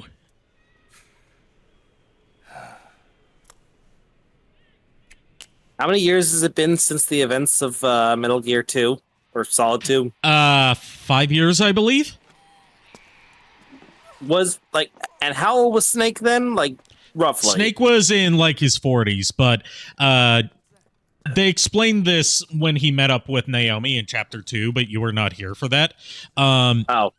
He was when they did the cloning process to create Solid, the Les Enfants Terribles, they were pre-programmed in their genetics to die at a specific age. So, and also rendered genetically infertile. That way, they couldn't reproduce and they couldn't be replicated. Things are going to get hairy Makes once sense. the American suppression troops get here. We'd better get to Big Boss's corpse. And So his rapid aging is not like some sort of thing going wrong. It's how he was designed from birth. streets are under curfew. Yeah, so that's intentional then. PMC Yeah. soldiers and members of the resistance. Last game in the saga was Acid 2. Acid is a side series to Metal Gear that takes place in an alternate continuity. When you find the resistance, The last game in the saga so far is Metal Gear Survive, unfortunately. If you don't count spin-offs, then it's Phantom Pain. covers the entire town. They're using SOP to Sure, Phantom Pain is a by pain. radio of any info collected during their Like the clones from Star Wars or the poor souls that work at night. Exactly. I should know. I've worked a few night shifts. It's not fun. Intercept their communications. How do I do Yeah. that? I've provided you with But yeah, think of it like the clones from how the clones work in Star Wars, where they rapidly age to a predetermined point, and they cannot reproduce. When you've got the signal interceptor Yeah. equipped and you hear the PMC's chatter about the resistance, check your map. It should display the location. Got it. Oh, and Snake, I think we've found a way to treat Raiden. Really? Yeah, we got in touch with Dr. Madnar. Naomi and Sonny are on their way now. They'll be all right on their own. They're a few clicks north of where you are now. It's a non-combat zone, so there won't be any checkpoints. There's even a dialysis machine. It'll take some time, but I think he'll be okay. Good. They are going to get his PP back. Need to hurry and make contact with Big Without going into spoilers, he gets a more humanoid body in between the end of Metal Gear Solid 4 and the beginning of Metal Gear Rising. We don't know whether it has a PP, but it looks more noticeably human, as opposed to his more obviously cyborg appearance that you're probably more used to.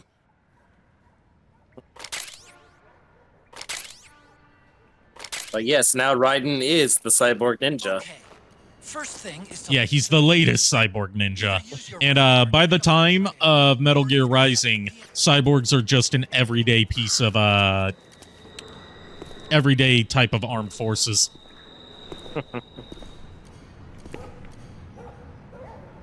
So he ain't a big booty cyborg ninja like Warframes. Oh, Raiden is a big booty cyborg ninja right now. It's just his booty wouldn't get more noticeably pronounced until he got his upgraded body in Metal Gear Rising. And that is entirely down to, like, a design philosophy that they have at Platinum Games, which is one of their producers has gone on record saying he likes to put someone with a nice ass in every Platinum Games game if he can fit it. check it out. And in that game's case, it's Raiden. Yeah, upgrades.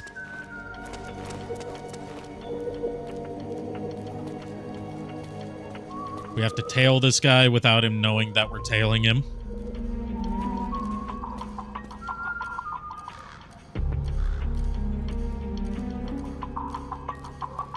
Don't mind me. I'm just a passerby in a trench coat. Those guys are never suspicious.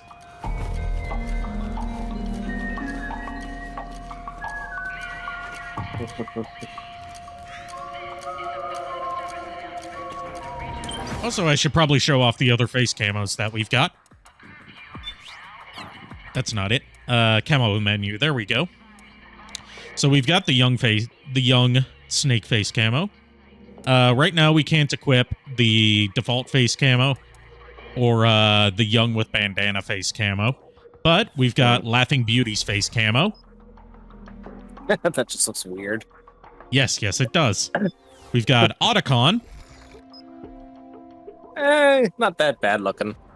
And Raiden with his visor open. There's an alternate one you can get that's Raiden with his visor closed. And then other just like miscellaneous ones that you can get that are mostly for Easter egg purposes. Or for, you know, shits and giggles, as it were.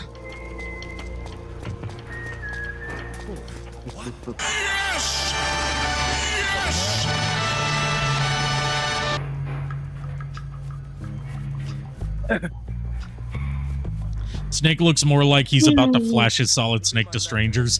Yeah, trench coats are never a good disguise because whenever I see them, I just think this is either going to be a flash mob or a different kind of flash mob.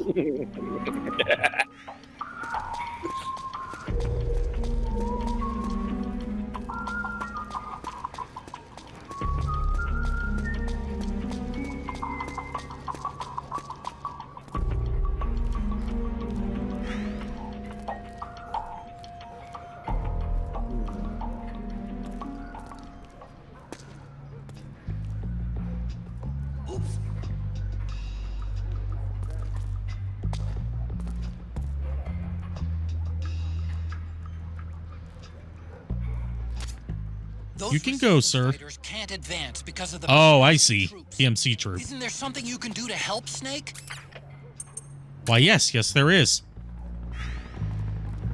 I can make him take a nap. What? We're under it. What?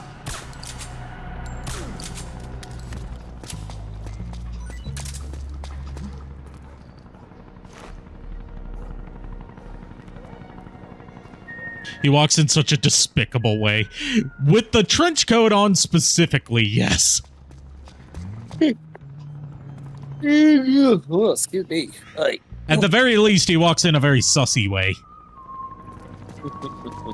Like the whole, don't mind me, I've got my hands in my pockets, I've got nothing suspicious going on.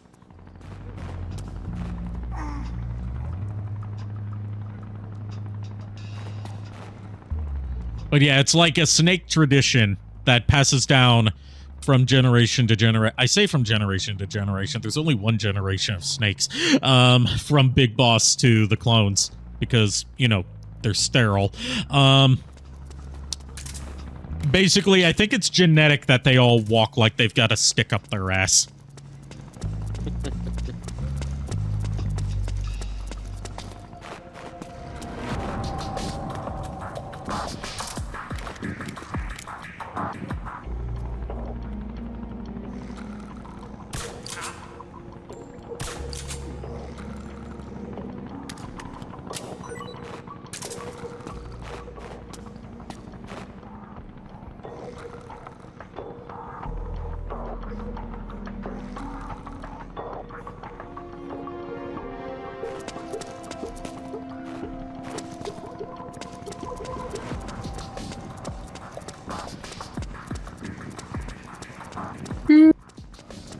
Excuse me. Don't you fall asleep on me. Only the guards are supposed to fall asleep on me. Also, I think I lost our guy. There he goes. He went that away. They went that away. Oh, like, thanks, man. It's all right. How do I get that away?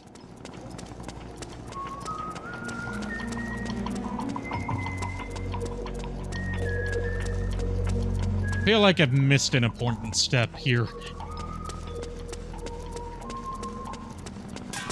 Oops. You broke it. Yeah, I probably did. You know what that means? Well, actually, it means if I lose track of this guy, I'll just have to find another guy to tail. Oh. I was going to say, quit and reload from the last save point. I mean, I could do that. It would be better for my rank.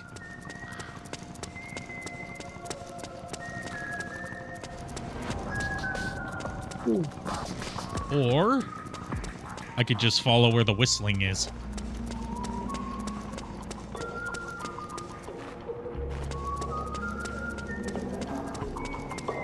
There he is. Hey, how you doing, buddy? Nope, Something there? Nothing here. Nope. Nobody here but us chickens. No, I hear but the rats. Rats. The rats. We're the rats. The rats. We pray, We pray at night. We stalk at night. We're the rats. Also, you're right. They do walk like they're shitting themselves.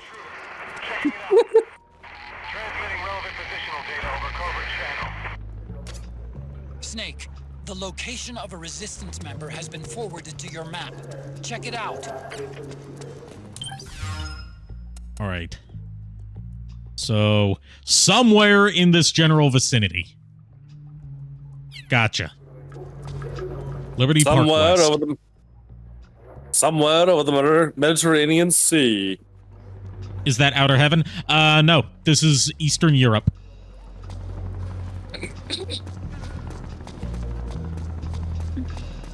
No, this is Patrick.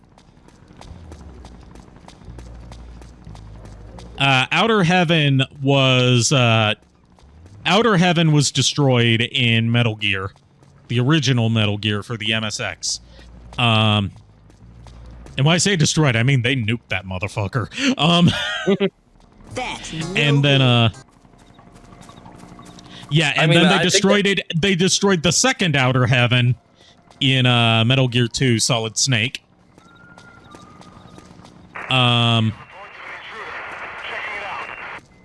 I should also point out that the Outer Heaven that was built in Peace Walker was also destroyed in the beginning of Phantom Pain / end of Ground Zeroes. You know, that's not so much a spoiler because you have to know that going in. Yeah. So Outer Heaven's been destroyed multiple times. No one's tried building... Well, no. People have tried building an Outer Heaven since then, but Snake always stops them. Liquid tried building an Outer Heaven in Metal Gear Solid. Okay, I'll hydrate.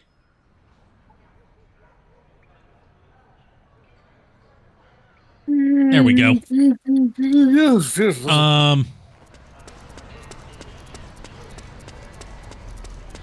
So yeah, Outer Heaven does factor into part of how this game plays out.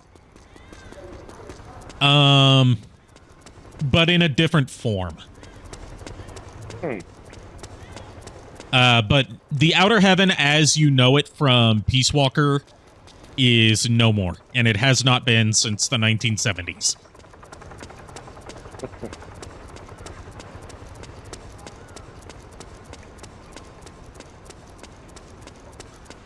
They should make it from Nokia. I mean, Nokia was around in the 1970s, but they weren't making their famously indestructible cell phones at that time. Nokia's real nasty. You gotta respect the Japanese. They know the way of the samurai. But Nokia's from Finland. Who goes there? That's what they want you to think. Sorry. Didn't mean to get you. Zanzibar Land was basically the Metal Gear. Ah, god damn it! I got digitally mastered. How dare you? How dare she? This is how she dares.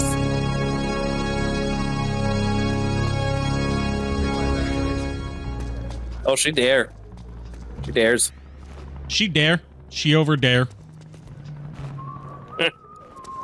She over dare, dad away. Sorry if me doing that whole, like, that's what they want you to think, triggered anything for you. No, it didn't. I knew where it was going. Okay, I wanted to make sure you were... I wanted to make sure I didn't accidentally trigger something.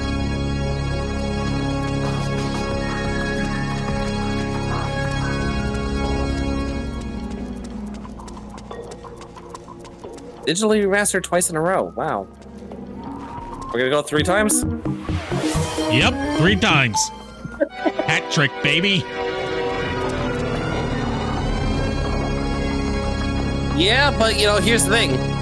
That doesn't count because this one was done by Shadow Dragon. We never said it was going to be 3 in a row, but make that 4.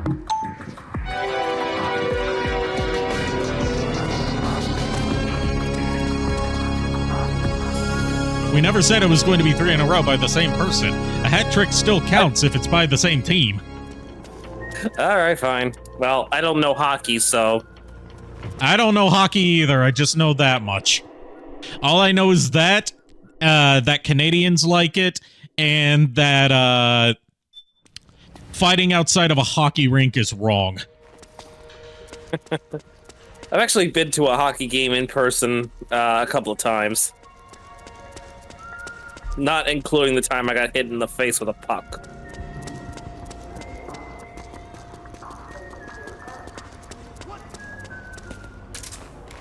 And this was actually before you knew me, Ari. Yep. You've told me this story before. I don't know if I ever told this on stream. I don't think you have, so go ahead. Yeah, well, so the year is 2015, and it's, like, you know, early 2015. I'm sitting home alone on Wednesday night, bored out of my skull. And, like, I'm not home alone, because I was taking care of my, my elderly father at the time. You're not home alone, because your name is not Kevin McAllister, as far as I know. It could be, but no. No, I wasn't actually home alone because I was taking care of my elderly father at the time. But you know, he was still like, you know, kind of up. This is like when he was starting to really lose his memory. But he was starting to really show the effects of his Alzheimer's. But yeah, so my mom wasn't home. She was out volunteering at a hospital. So my oldest friend calls me up after I pranked him about hold something. on. I don't remember. Hold on. Titties. Go to your room. I am in my room. Good. Stay there. Oh, God. But yeah, so... Yeah, I deserve both of those bonks. But yeah, so, like I said, my mom was at volunteering, and my oldest friend called me up after I pranked him about something, and he asked me, "Is like, do you want to go play floor hockey with me tonight?" I was like, "Yeah, sure, why not?" I had a hockey stick from one of the last times I saw him, so I figured, you know, might as well put it to good use. So we went to his local YMCA, and you know, we set up. Like we got up onto the rink. Did they have everything? Like, did they have everything for young men to enjoy, and where you can hang out with all the boys?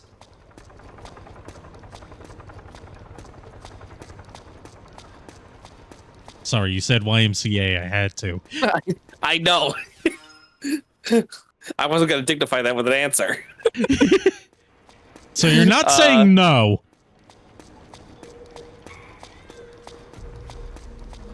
Anyway. Yeah, so we went upstairs to like it was like a basketball court, but we managed to like apparently local kids decided to turn it into like a makeshift hockey rink for floor hockey. Anyway, I had not played floor hockey for like several months because I used to play with my scout troop, except we had like the the kiddie stuff like like everything was like plastic.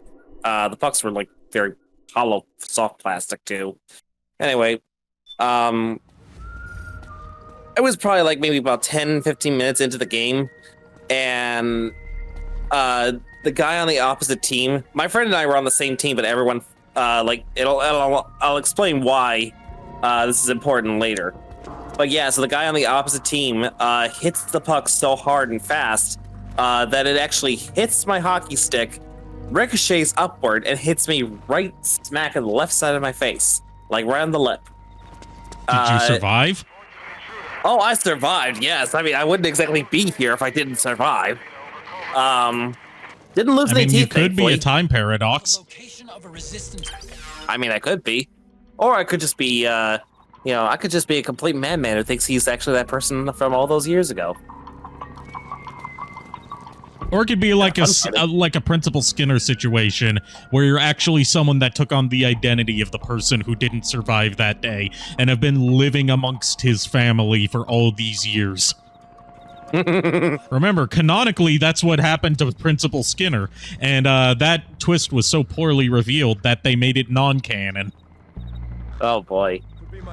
But yeah, so I got hit in the face by that puck, and first thing on my mind is that, oh shit, that hurt.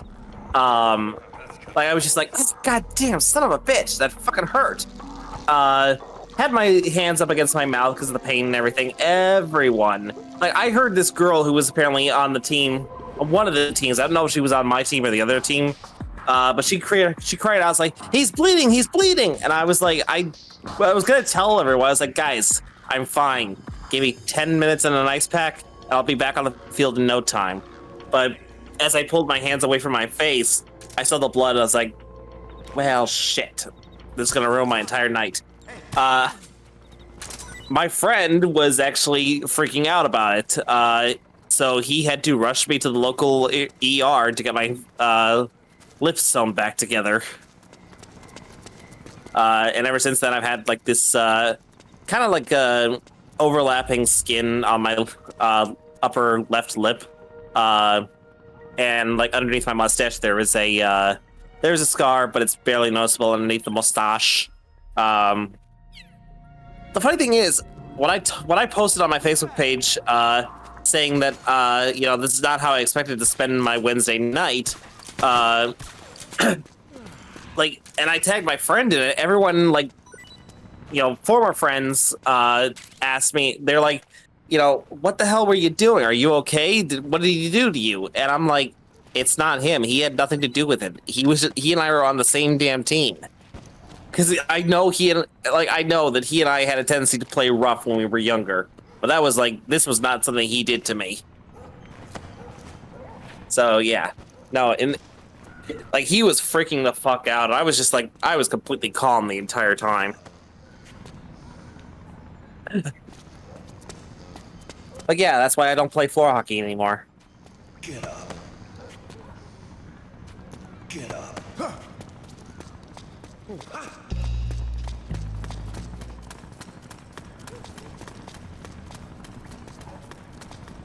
I'm doing a great job at tailing this guy. Yes, you are. Oni-chan, I need more head pats, Oni-chan. Can't you hold my hand? Thanks for the head pats. Head pats, Oni-chan. Looked a little off, but okay. Now stop choking me! It's not set up properly for the 2D model. That's fair. Who's that? Don't mind me, I'm just a man in a trench coat, the least suspicious kind of person.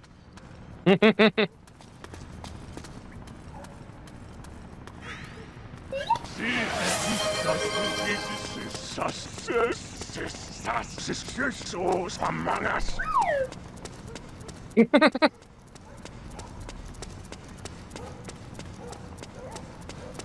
Nothing sussy here.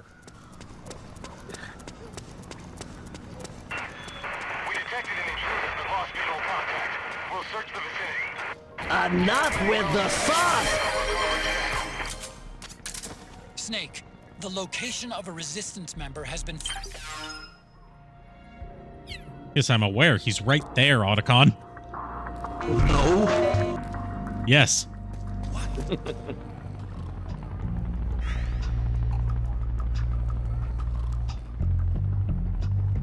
Okay, I hear a helicopter. What do you think my chances are of taking out a helicopter using only a tranquilizer pistol?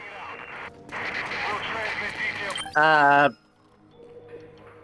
say your chances of failure are 98.53%. That's oddly specific. I think you might be right. Why, thank you, Death. I try. You say that as if you're some sort of mathologist or something. Yeah, right. No, that was my father.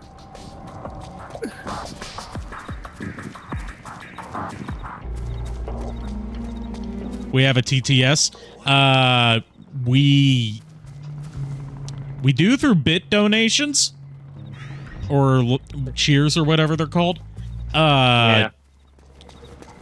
I don't have like a regular point redeem TTS set up because that's too easily abusable.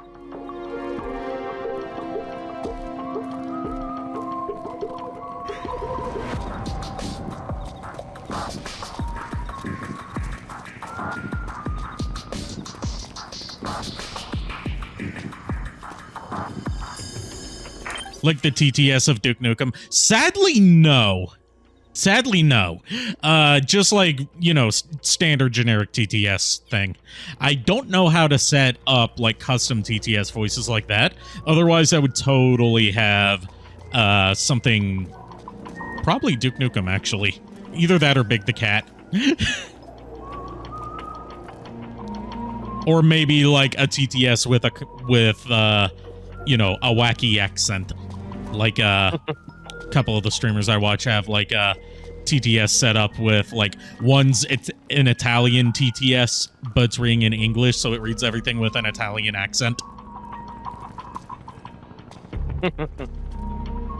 Snake TTS, yes, that would be perfect.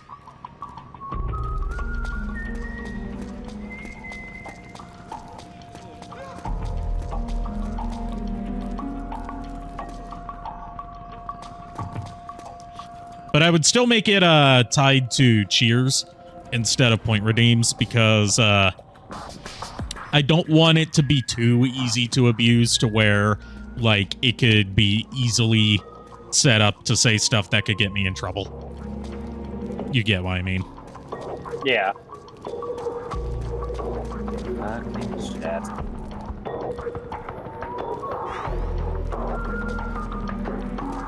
Here's 23 more. 23 more what? Yeah, this was a... I see. Thank you. Or a Major Zero one would be really good. Or no, the Colonel AI from Metal Gear Solid 2.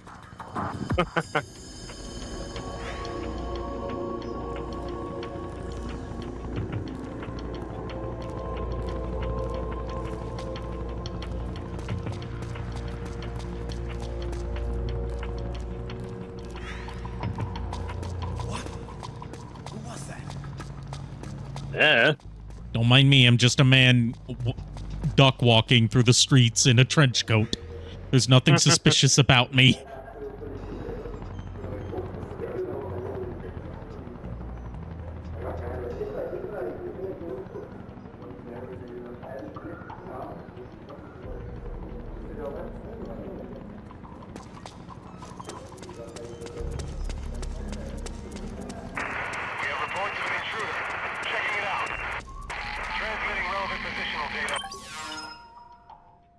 See, I'm pretty sure they're just telling me where the guy I'm following is. Church of Second Eden. Okay, so we're getting close. It's getting closer. Yeah, we're getting close to the hideout. Which is what this whole tailing mission has been this whole time. I want to at least get to where Big Mama's introduced before calling off tonight. Fair. Because Big Mama's not in this game very much, but it's just good to see Eva come back. Yeah. In the rare instances that she does get to appear after Metal Gear Solid 3. Yep. I know she's in Portable Ops, at least as like a recruitable companion. But she's not in Peace Walker, and she's not in Metal Gear Solid 5. And you know how much I like Eva. Unfortunately, in all of her future appearances, she doesn't have the same voice actress, as far as we know, that voiced her in Metal Gear Solid 3, because we still don't know who voiced her in Metal Gear Solid 3. Like, you can look it up, and the name you'll get has been confirmed to be a fake name used by her actress. There's been theories about who it is, but nothing confirmed, and none of the cast are apparently allowed to speak on it. Other than to say, no, it's not this person. So we know that, we know through comments from, like, I believe David Hayter, the voice of Snake and Big Boss, that, Eva's voice actress in, Portable Ops is not the same woman who voiced her in Metal Gear Solid 3.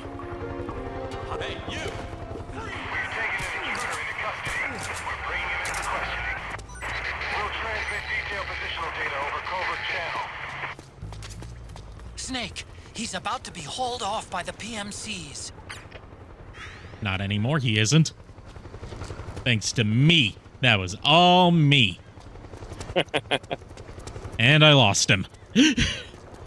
Congratulations, you lost him. It's because I was trying to vault over, but I forgot that Metal Gear Solid 4 is picky about where you can vault over. Right.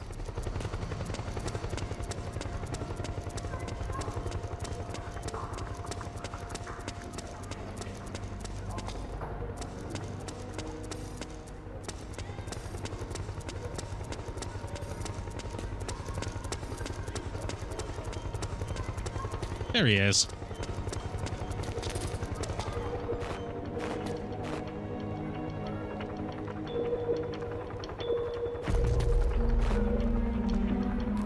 Just ignore me, sir. I'm here to see. You didn't I'm just see here anything. to see the beautiful, dilapidated city streets. We're just off to see the wizard.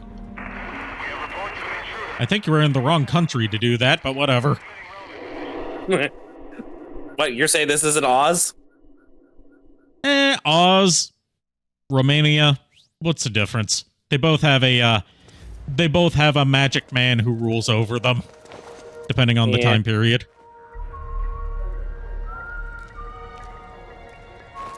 Oh, I see. He is in disguise now. He's a master of disguise. And unlike Dana Carvey, he's actually good at disguising himself. Because it's not obviously the same guy putting on comedy accents. And in some cases wearing racially questionable makeup. Yep. That movie would not get made today. I'm just saying that much. Yep. Master of Disguise.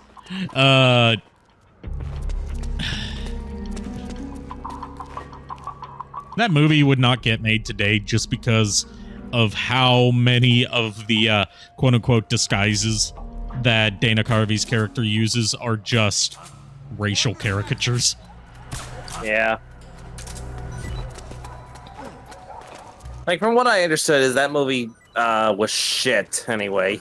It was. I've seen it multiple times. It is. It's also not at all appropriate for kids, and yet it was heavily marketed by that year's Kids' Choice Awards. To the point where they had Dana Carvey appear to present one of the... Yeah, they had Dana Carvey appear to present one of the awards that year to promote Master of Disguise, where he showed up as the turtle guy. Oh, jeez. And if you at all remember the marketing for Master of Disguise, you know they were banking on the turtle guy as being their breakout memorable character. And for, you know, they were kind of right. They were just a few decades off on it. Yeah. Because the turtle guy and the whole am I not turtly enough for the turtle club thing ended up becoming a meme in recent years. Yep. Which I also believe that a quite successful ventriloquist, actually. She's got a puppet that is a turtle named Crush. No relation to Crush from Finding Nemo. I forgot that was that turtle's name. She has When I to hear about always a tell character people- named Crush, I think Crush and Gulp from Spyro. Yeah, the funny thing is, like, she has to always say that there is no relation between her Crush and Crush from Finding Nemo, because people always get that confused for whatever reason.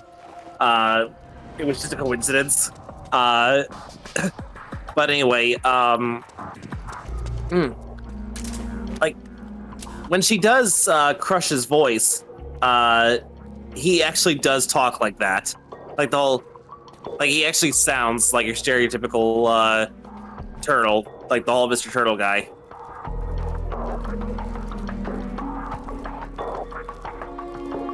Okay, we got... I know which one is our target. It's the one that doesn't have a fucking gun.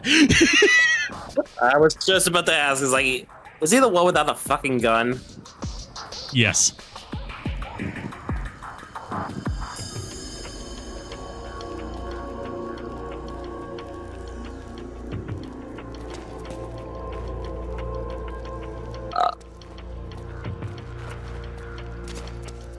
This is probably the most sneaking that we've done in a while.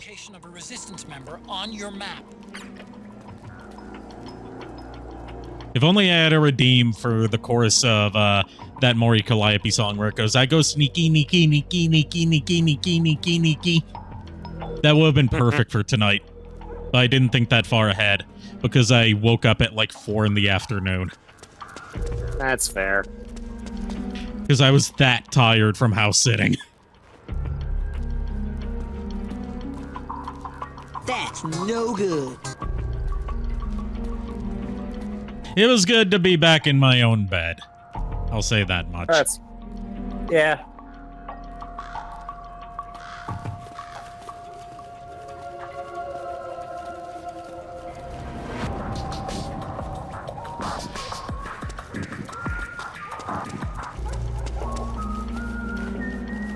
Have a good night, Shadow Dragon. See you, Shadow Dragon.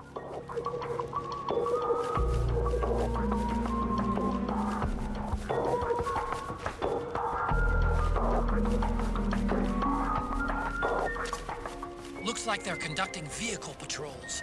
Watch out for them, Snake. Don't mind me, Vehicle Patrol. I'm just a man in a trench coat. The least suspicious kind of man there is.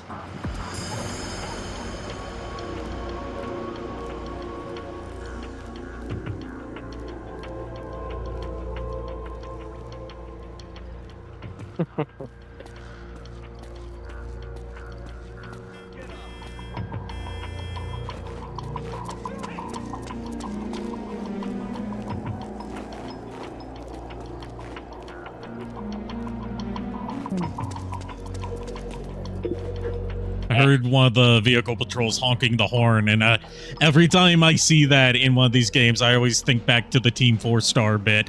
I will now begin to apply the horn. Honk, honk. I will now continue applying the horn.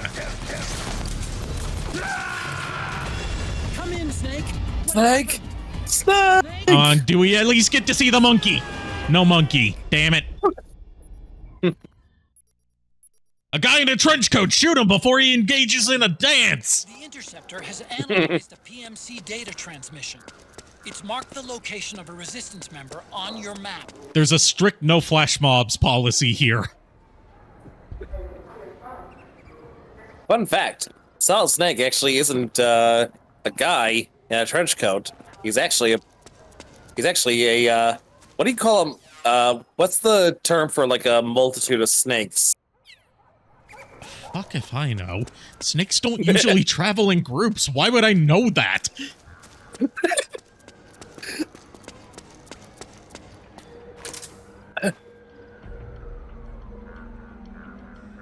But yeah, they're just a bunch of he's just a bunch of fucking snakes in a trench coat wearing, all just coiled around like a puppet head. He's like that alternate universe version of Spider-Man where instead of being Peter Parker who was bitten by a radioactive spider, he's a colony of spiders who think they're a person named Peter Parker.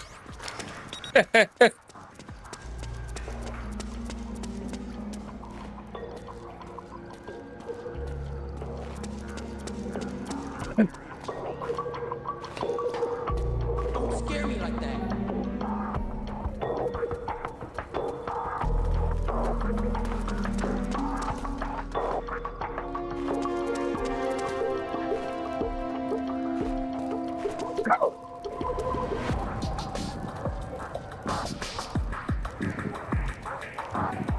Now, if there is something I do know the group name for, it's the name for a group of slugs. The term for a group of slugs is a cornucopia.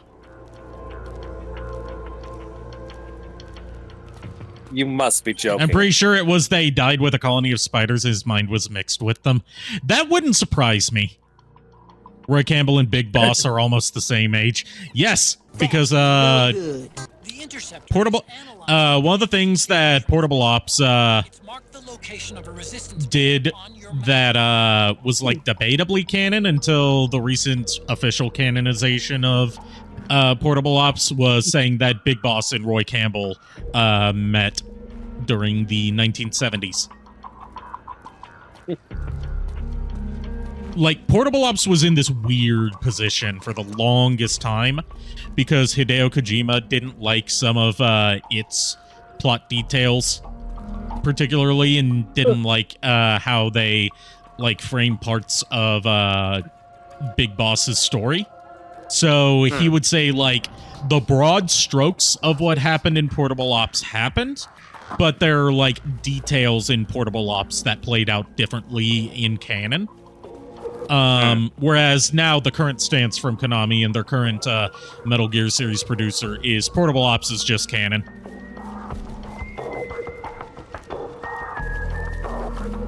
Yeah, like the Fox unit doing a rebellion in Colombia, and the whole thing with Null is another thing that like I would assume at least, because he never went into specifics on what was and wasn't canon from Portable Ops, which is part of why Peace Walker's only acknowledgement of Portable Ops is at the very beginning, where Miller says, now we can leave all that crap in San Geronimo behind us.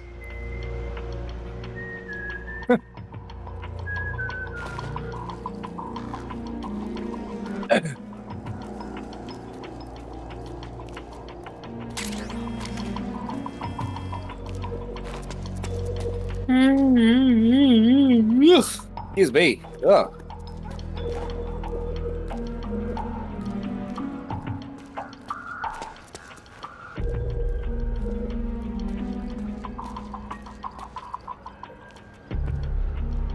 But to answer JKR's previous question of like how old Snake would be in this game, or at least that was like tangentially what he was trying to ask, he would be in his 40s in this game, I believe. Okay. Like 40s or 50s? Because he was in his 30s in Metal Gear Solid 1.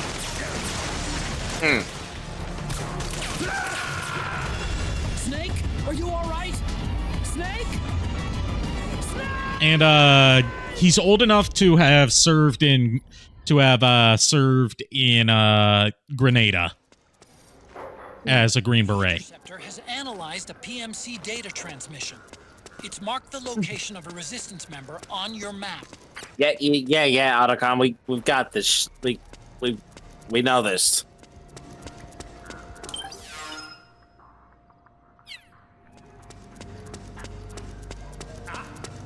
Who goes there? What's going on?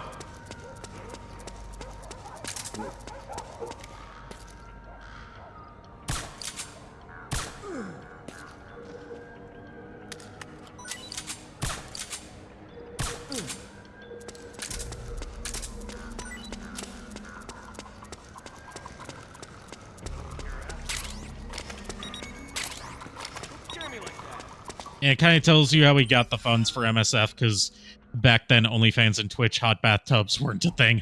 Yeah, Patreon wasn't a thing. OnlyFans wasn't a thing. You know, all those weren't a thing. Yeah.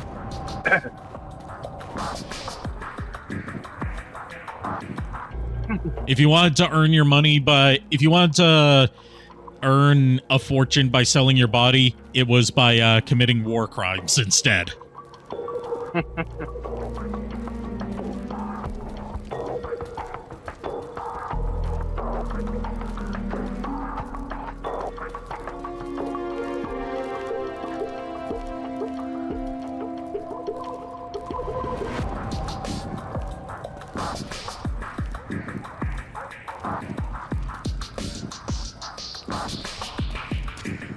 The Interceptor has analyzed a PMC data transmission. It's marked the location of a resistance member on your map. Yes, I see him right there. He's not very good at disguising himself, unlike me, who disguises himself as a younger version of himself.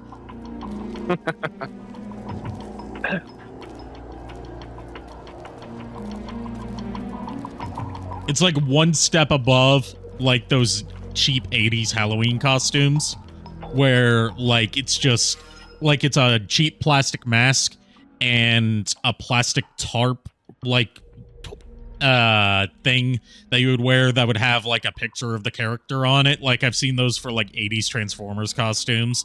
You could get a Metroplex costume that was a Metroplex mask, and then, like, a fucking plastic sheet that you wore as a shirt that had a picture of Metroplex on it. Yeah. Like, the reason I bring that up is because there's forever a bit from Homestar Runner, like so many other Homestar Runner bits, forever ingrained in my memory from when they were advertising those kind of costumes for Halloween. And Bubs, Homestar Trick-or-Treats wearing a shitty, like, 80s-styled Bubs costume. And it's like, yep, that's how Bubs dresses. Picture of himself on himself.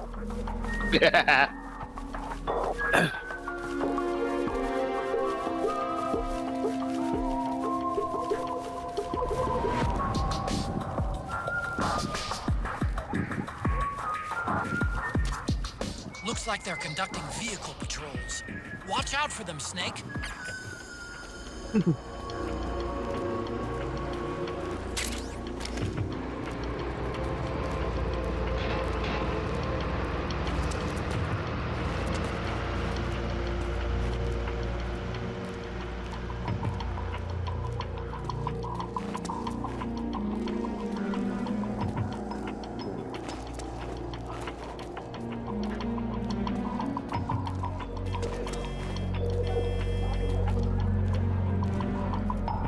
I will now begin applying the horn.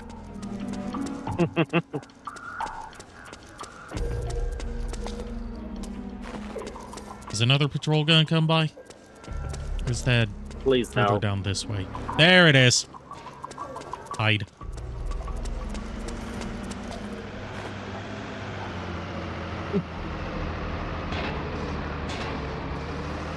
Aha! Didn't get me this time, fuck boys!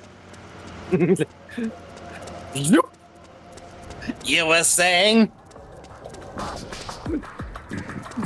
I just love for that to happen. You say that, and then out of nowhere they fucking turn around. That would be some perfect comedic timing. Yeah. I just love using fuckboy as a taunt. Ever since oh shit, there they are.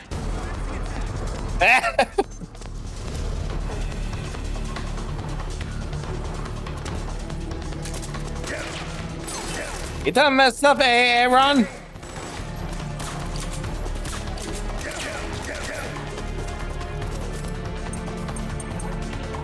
You know what? Noodles to the rescue.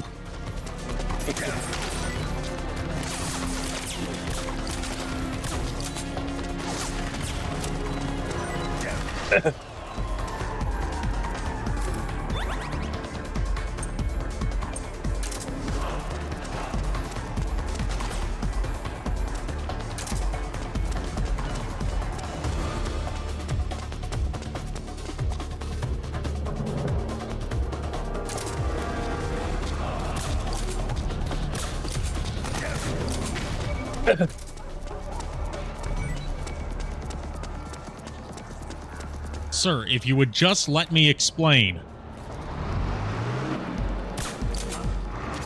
The Interceptor has analyzed the PMC data transmission. It's marked the location of a Resistance member on your map. Okay, well, at least the truck went away. Before another one comes back in like 2 seconds.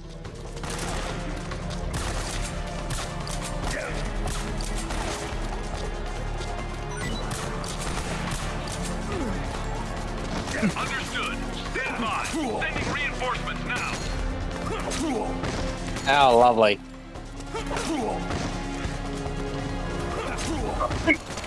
Will you stop stabbing me, sir?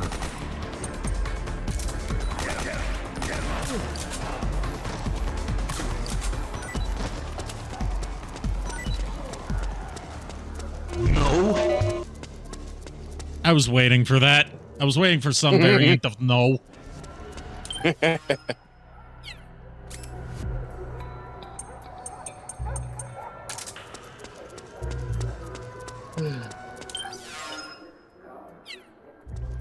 Great, now we're well and truly lost.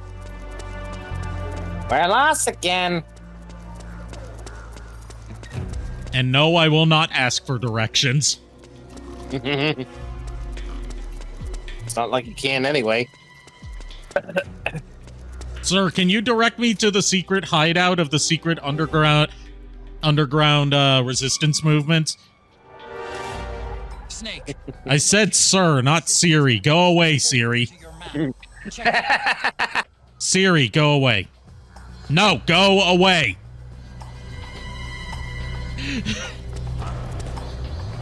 Oh, jeez. I hate that it's voice activated now, and there's not really an easy way to turn it off. Yeah.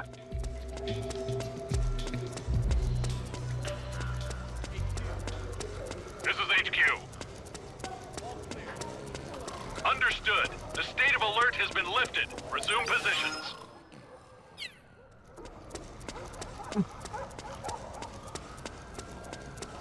Would I stream Postal 2?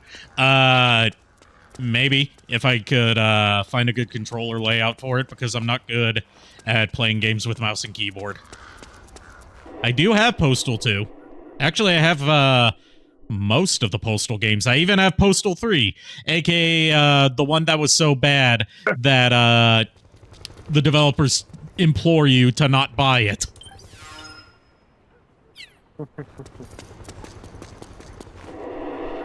The one that is, the one Postal game that's so infamously terrible, even by Postal standards, that the developers don't even refer to it as Postal 3. They refer to it as aids for your Steam library.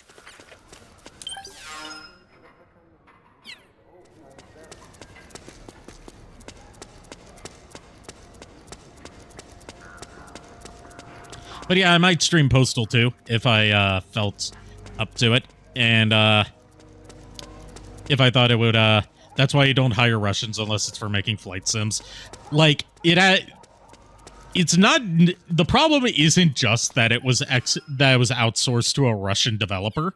It's that the Russian developer was going through financial troubles at the time due to the 2008 recession. So they had like their A team working on Postal 3, as they should, because it was their highest priority at the time. Then they fired the A team as part of trying to reduce costs and not go out of business. So they fired the A team and shuffled it off to the B team. Then they fired the B team and pushed it onto the C team. Then they fired the C team and left it to the D team to make Postal 3.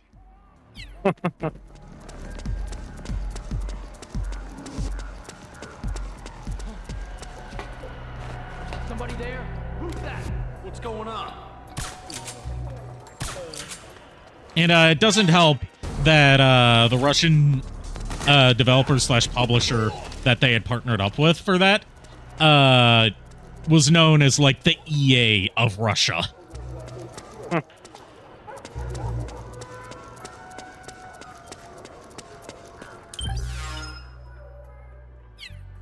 Matt McMuscles has a good video on the history of Postal 3 as part of his What Happened series.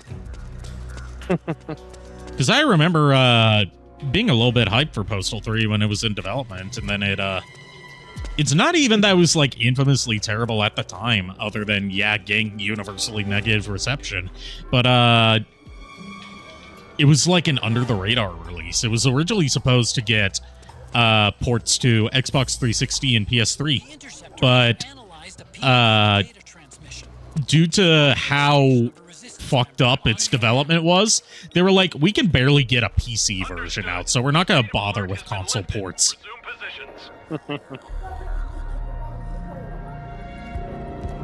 And unlike a lot of other infamously bad PC games, this is one where it would be very hard to fix it via mods or restoration projects, because like the source code has been found for it, but it's all in Russian.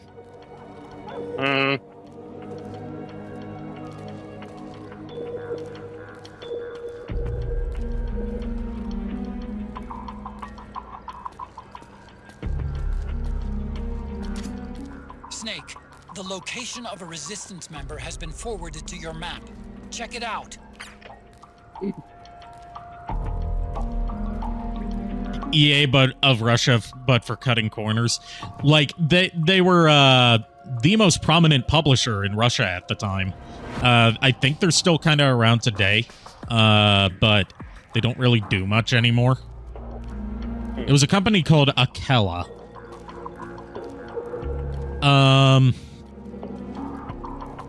Like, the last high-profile thing that they were involved with was doing the Russian localization for Duke Nukem Forever. You'd rather play Oblivion with titty mods at 15 FPS. Fun fact, the titty mods weren't even that big of a thing, that much of a hurdle to add to Oblivion, because the titty assets and textures were already in the game code. Which is why Oblivion had to be briefly pulled from distribution and re-rated with an M rating. That and discovery of like some gruesomely detailed hanging corpses that were like decayed and like torn the fuck up that the ESRB were not aware of. It originally launched with a teen rating. Then people found, oh, there's titties in this game, they're just inaccessible without modding. And they found like the detailed mutilated corpses as set decoration. ESRB was like, wait, Bethesda, you didn't show us this when you submitted the game for ratings. What the fuck? So it got re-rated to an M rating. Yeah, boy. Similar situation to the Grand Theft Auto San Andreas Hot Coffee mod, but not as high profile. Because Oblivion, Elder Scrolls was not as big of a name back then as Grand Theft Auto was at the time. Yeah, they got to keep the mangled corpses, but the boobies were over the line. Snake, you can't die! No! Snake!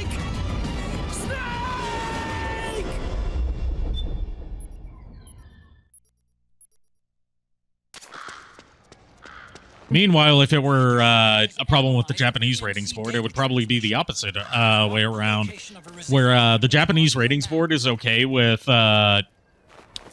like sexual content in a lot of their games as long as it doesn't go full on like hentai. But they do not like depictions of dismemberment and mutilation in their games. Yeah, boy. That's why you have like Metal Gear Rising being re-edited for the Japanese version to change all the blood from red to white. Hmm. You have a thing for the Argonians of Oblivion. I've never really played much Elder Scrolls. I played a little bit of Morrowind, but that's it.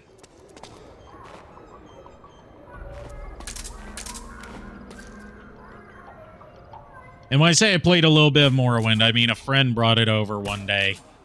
The Xbox version specifically. And that's all I've really put any time into. I've never played Oblivion. I've never played Skyrim. It's marked the location of a resistance member on your map. Get up.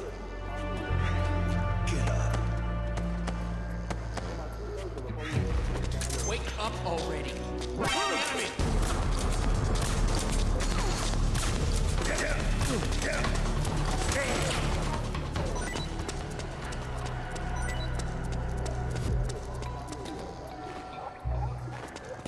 I'm aware of the memes involving the lusty Argonian maid. I've just never invested time into the Elder Scrolls franchise. Just like I haven't really put much time into Fallout. Yeah. Like, the most I've played of Fallout was I rented Fallout 3. I own several of the Fallout games just through, like, various sales and free giveaways that were happening over the years. Like, I've got the original Fallout and Fallout 2 and Fallout Tactics. I think I've got Fallout 3 and Fallout New Vegas. I can't remember. I've just, like, never bothered playing any of them.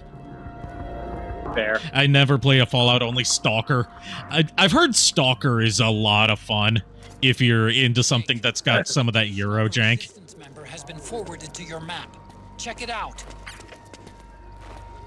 All I know about Stalker is it's very buggy and cheeky breaky. Could be my imagination.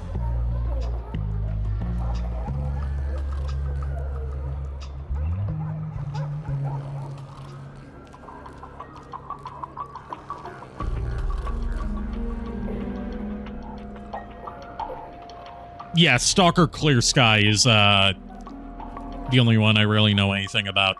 I just know lots of people in hoodies, cheeky breaky, and lots of bugs.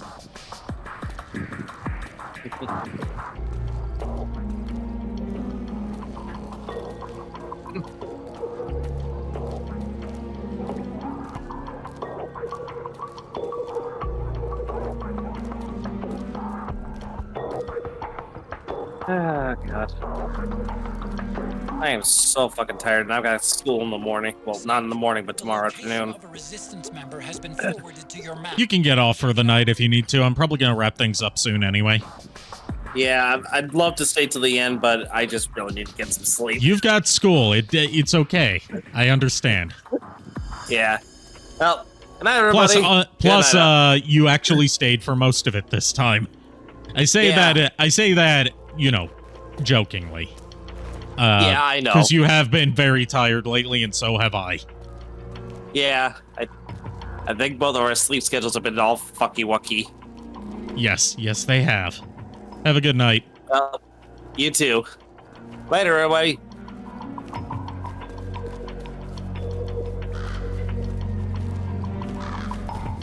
I gotta figure out how I'm gonna take care of those vehicle patrols without causing a scene.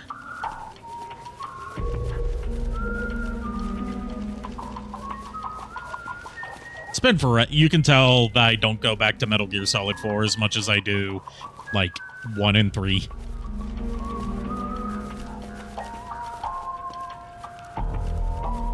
Mostly because it's only on PS3, so it's not as, like, if I want to play Metal Gear Solid 4, I've got to drag the PS3 out of storage and hook it up.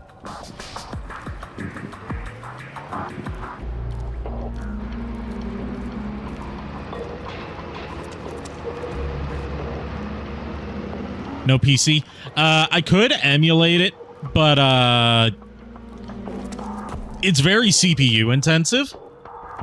Like all PS3 games are. And all PS3 emulation is very CPU intensive, which puts basically my PC's in need of an upgrade or two before I try to stream Metal Gear Solid 4 from PC. You only have Xboxes? Yeah, Metal Gear Solid 4 was designed exclusively for the PS3, to the point where it's one of the only PS3 games that uses a dual-layer Blu-ray as the disc that comes on.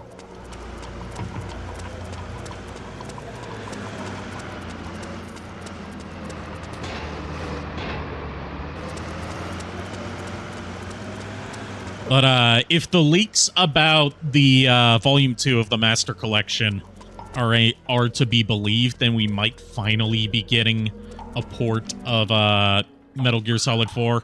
I hope so, but given how slapdash, shall we say, Konami has been in recent years with their ports and remasters outside of Castlevania,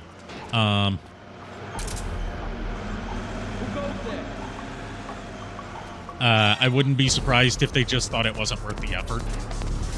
Or, like, at the very least, decided, oh, we're going to give it the full-on remake treatment, or, like, sell it as a separate thing that's not in the collections. Because Metal Gear Solid 4 would take a lot of work to port to anything but the PS3. Even on emulation, it took years for it to get to a state where it was playable from beginning to end. Like, for the longest time, if you wanted to play it from beginning to end, and even then it would still crash a lot,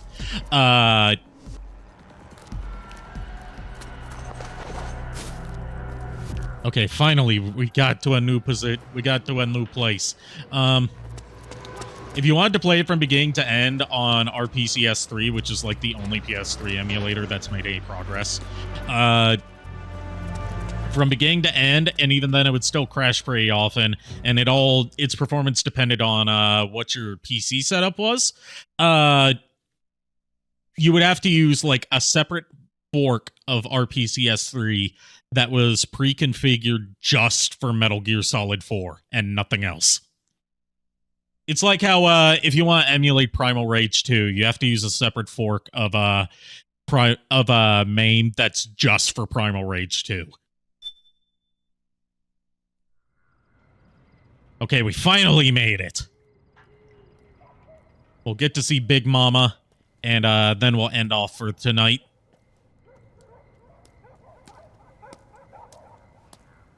You want Genshin Impact for Xbox? Is Genshin Impact not on Xbox?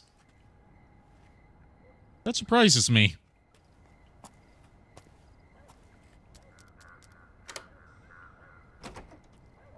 I've had at least one model of each of the Xboxes that have come out, not counting like upgraded models. Like, I never got the Xbox One X, but I did get the Xbox One S. Who's there? And I've got an Xbox Series S. Thinking about getting a Series X just for beefier emulation capabilities. Is this the guy? What do you think? I didn't hear him coming at all. He's gotta be the one. Yeah. Oh wow, I never noticed the artwork here before. That is a definite Portable Ops reference there with the two armies. That has to be.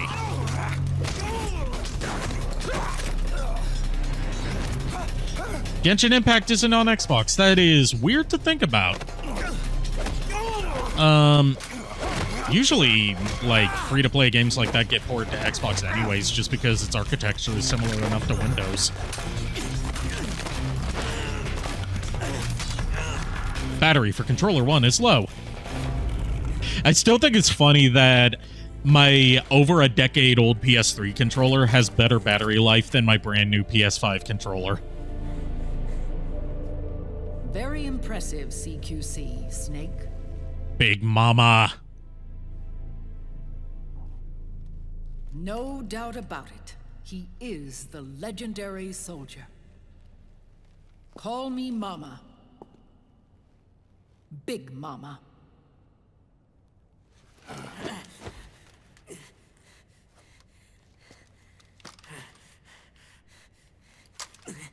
Can you tell that she's an older Eva? Because they're not at all subtle about it. I need to talk to you. Raiden sent me. My, how you've grown, David. It was you, not I, who was created from the rib of man. But I gave you life. I am your mother. What? Les enfants terribles. You can't grow a human being in a test tube, not even a clone. You need a woman's body to give it life. You mean a surrogate mother? That's an awfully cold way to put it. I am your mother. I gave birth for the Patriots. Gave birth? Yes, it's not that hard to put together, Snake. I guess being kind of dense in that category runs in the family. No?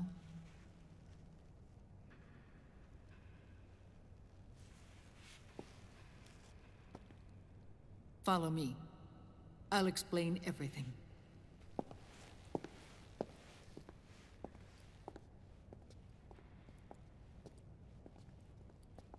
So yeah, we've known all this time who Solid Snake's father was. But now we have confirmation of who his mother. Well, we know who gave birth to him, but it's still said in Metal Gear Solid 1 that blood from the east flows through his veins. He was once Ocelot, but Liquid has taken. And it was previously stated that and now he's locked in the egg cell that was used for the Les Enfants Terribles came from a Japanese woman. Found her. When did this happen? So that's the one thing we still don't know. During the Cold War, when the United States and the Soviet Union were still at odds. It was in that chaotic era that the Patriots were born. And I played my part. I was one of the founding members. You? Zero created the Patriots to manage and control the American state. That control endured long after the Cold War ended. The organization became an empty shell, continuing to function through AIs. Those AIs are responsible for the creation of the war economy, and they gave rise to the Sons of the Patriot system. But I am partly to blame. I bear some of the guilt for creating the organization. It was right after I first met your father, Big Boss.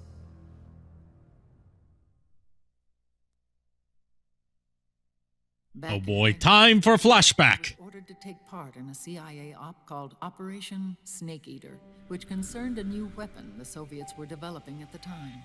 My mission was to support a certain agent. That agent later became Big Boss, but I knew him as Snake. Snake? Yes, Naked Snake. That was his code name at the time. A name he would give to you, his son. The commander of this mission was a man called Zero, the head of Special Forces Unit Fox. Back then, I was working as a double agent for the Chinese.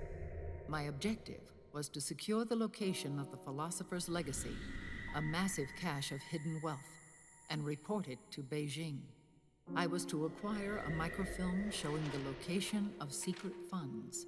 Funds amassed by the Allied powers during World War II.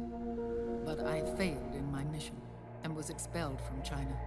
I took the apple from the snake and was cast out of Eden. After years on the run, I ended up in Hanoi. That's where I met him again. It was around then that Zero used the massive funds contained in the Philosopher's Legacy to start a new organization, the Patriots, which would carry out the final wishes of a certain legendary hero. The initial membership consisted of Big Boss, Sigint, Paramedic, and their commander, Zero.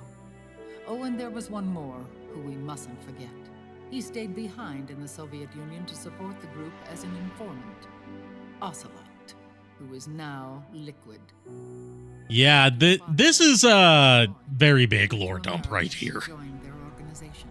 Zero's goal was to achieve a unity of thought and awareness.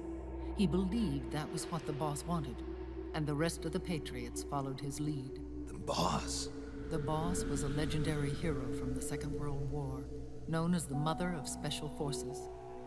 She had an almost overwhelming charisma about her. The CIA feared this, so they had her eliminated. If she had survived, the world of the 21st century might have been a very different place. We were all influenced by the boss's will. It was what drove us to create this organization, to be closer to that spirit. Zero decided that in order to lead the people, we needed a special kind of icon. So we turned to Big Boss, the last son of the boss. He shared more of her life than anyone else. It was Big Boss, the true heir to her legacy, who was best suited to play this role. Turns out Big Boss didn't like being a mascot. Zero elevated Big Boss, the hero who saved the world, to the status of an idol. The truth behind Big Boss became riddled with exaggeration, misrepresentation, and outright lies. Zero disseminated these stories among the masses and gathered the rich and powerful to his banner.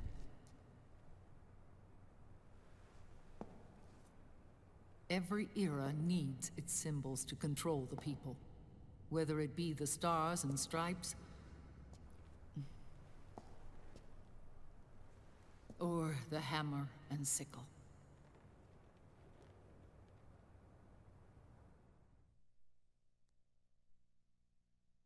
As the times and currents of politics changed, so too did Zero. Eventually, he became a prisoner of his own lust for power, sparking friction between him and Big Boss, who resented playing the puppet. With Big Boss drifting away, Zero realized he would need insurance. Something that would perpetuate the existence of Big Boss, their organization's icon. He needed insurance, so he got on the phone with Geico, because 15 minutes can save you 15% or more on car insurance. Its goal was to create a clone of Big Boss, the ultimate soldier. The project was led by Dr. Clark, known at the time as Paramedic. Okay, this is an interesting thing right here, because Dr. Clark in Metal Gear Solid 1 was referred to as a man. That would later be retconned, obviously, so Paramedic was Dr. Clark the whole time. Came from Dr. Clark's The person who was behind the Genome Soldier project. From the east flows within your veins. Give birth to Big Boss. Okay, so that is the random Japanese woman that supplied an egg cell for Les Enfants Terribles. You in my womb. I loved him. 9 months later, I gave birth to 2 Big Bosses, you and Liquid. It didn't matter that you were clones or that they had manipulated your DNA. You were born the same way as any other normal child, from your mother's womb. But Les Enfants Terribles proved to be the final straw for Zero and Big Boss. Determined to oppose Zero and his plans, Big Boss broke away from the Patriots. He left the States, created his own mercenary company, and drifted around the world. I'm sorry. Your father never wanted you. Human life isn't meant to be manipulated like that. I knew that, but I wanted you. After Big Boss left, Zero really lost control. What Zero wanted was an orderly world, one governed by rules. His fortune grew through countless wars, and his words influenced decision-making all the way up to the Oval Office. As the world saw the rise of digital technology, IT, the internet, and genetics, the Patriots' power grew immense. Their roots spread and took hold throughout the globe. In time, they began to dictate the fate of entire nations from the shadows. And before we knew it, the Patriots, the proud police of the world, started bringing an entire planet under their control. And we are going to save here because finally we get a part where we can save. So Zero end up like Hot Coldman from Peace Walker. Basically, like that entire, like that cipher thing from Peace Walker, without getting into too much more because I know JKR is going to watch the VOD of this. I don't want to get too much into that. Cipher is a precursor to what would become the modern version of the Patriots.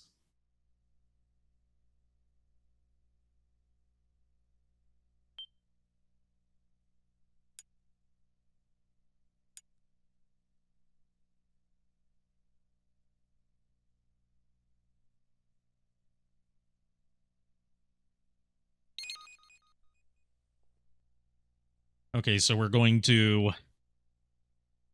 if it'll load, there we go. God, I forget sometimes how slow the PS3's menu is.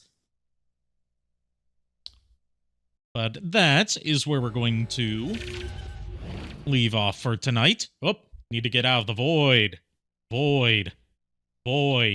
There we go. Let's see if any of my buddies are online for me to raid them.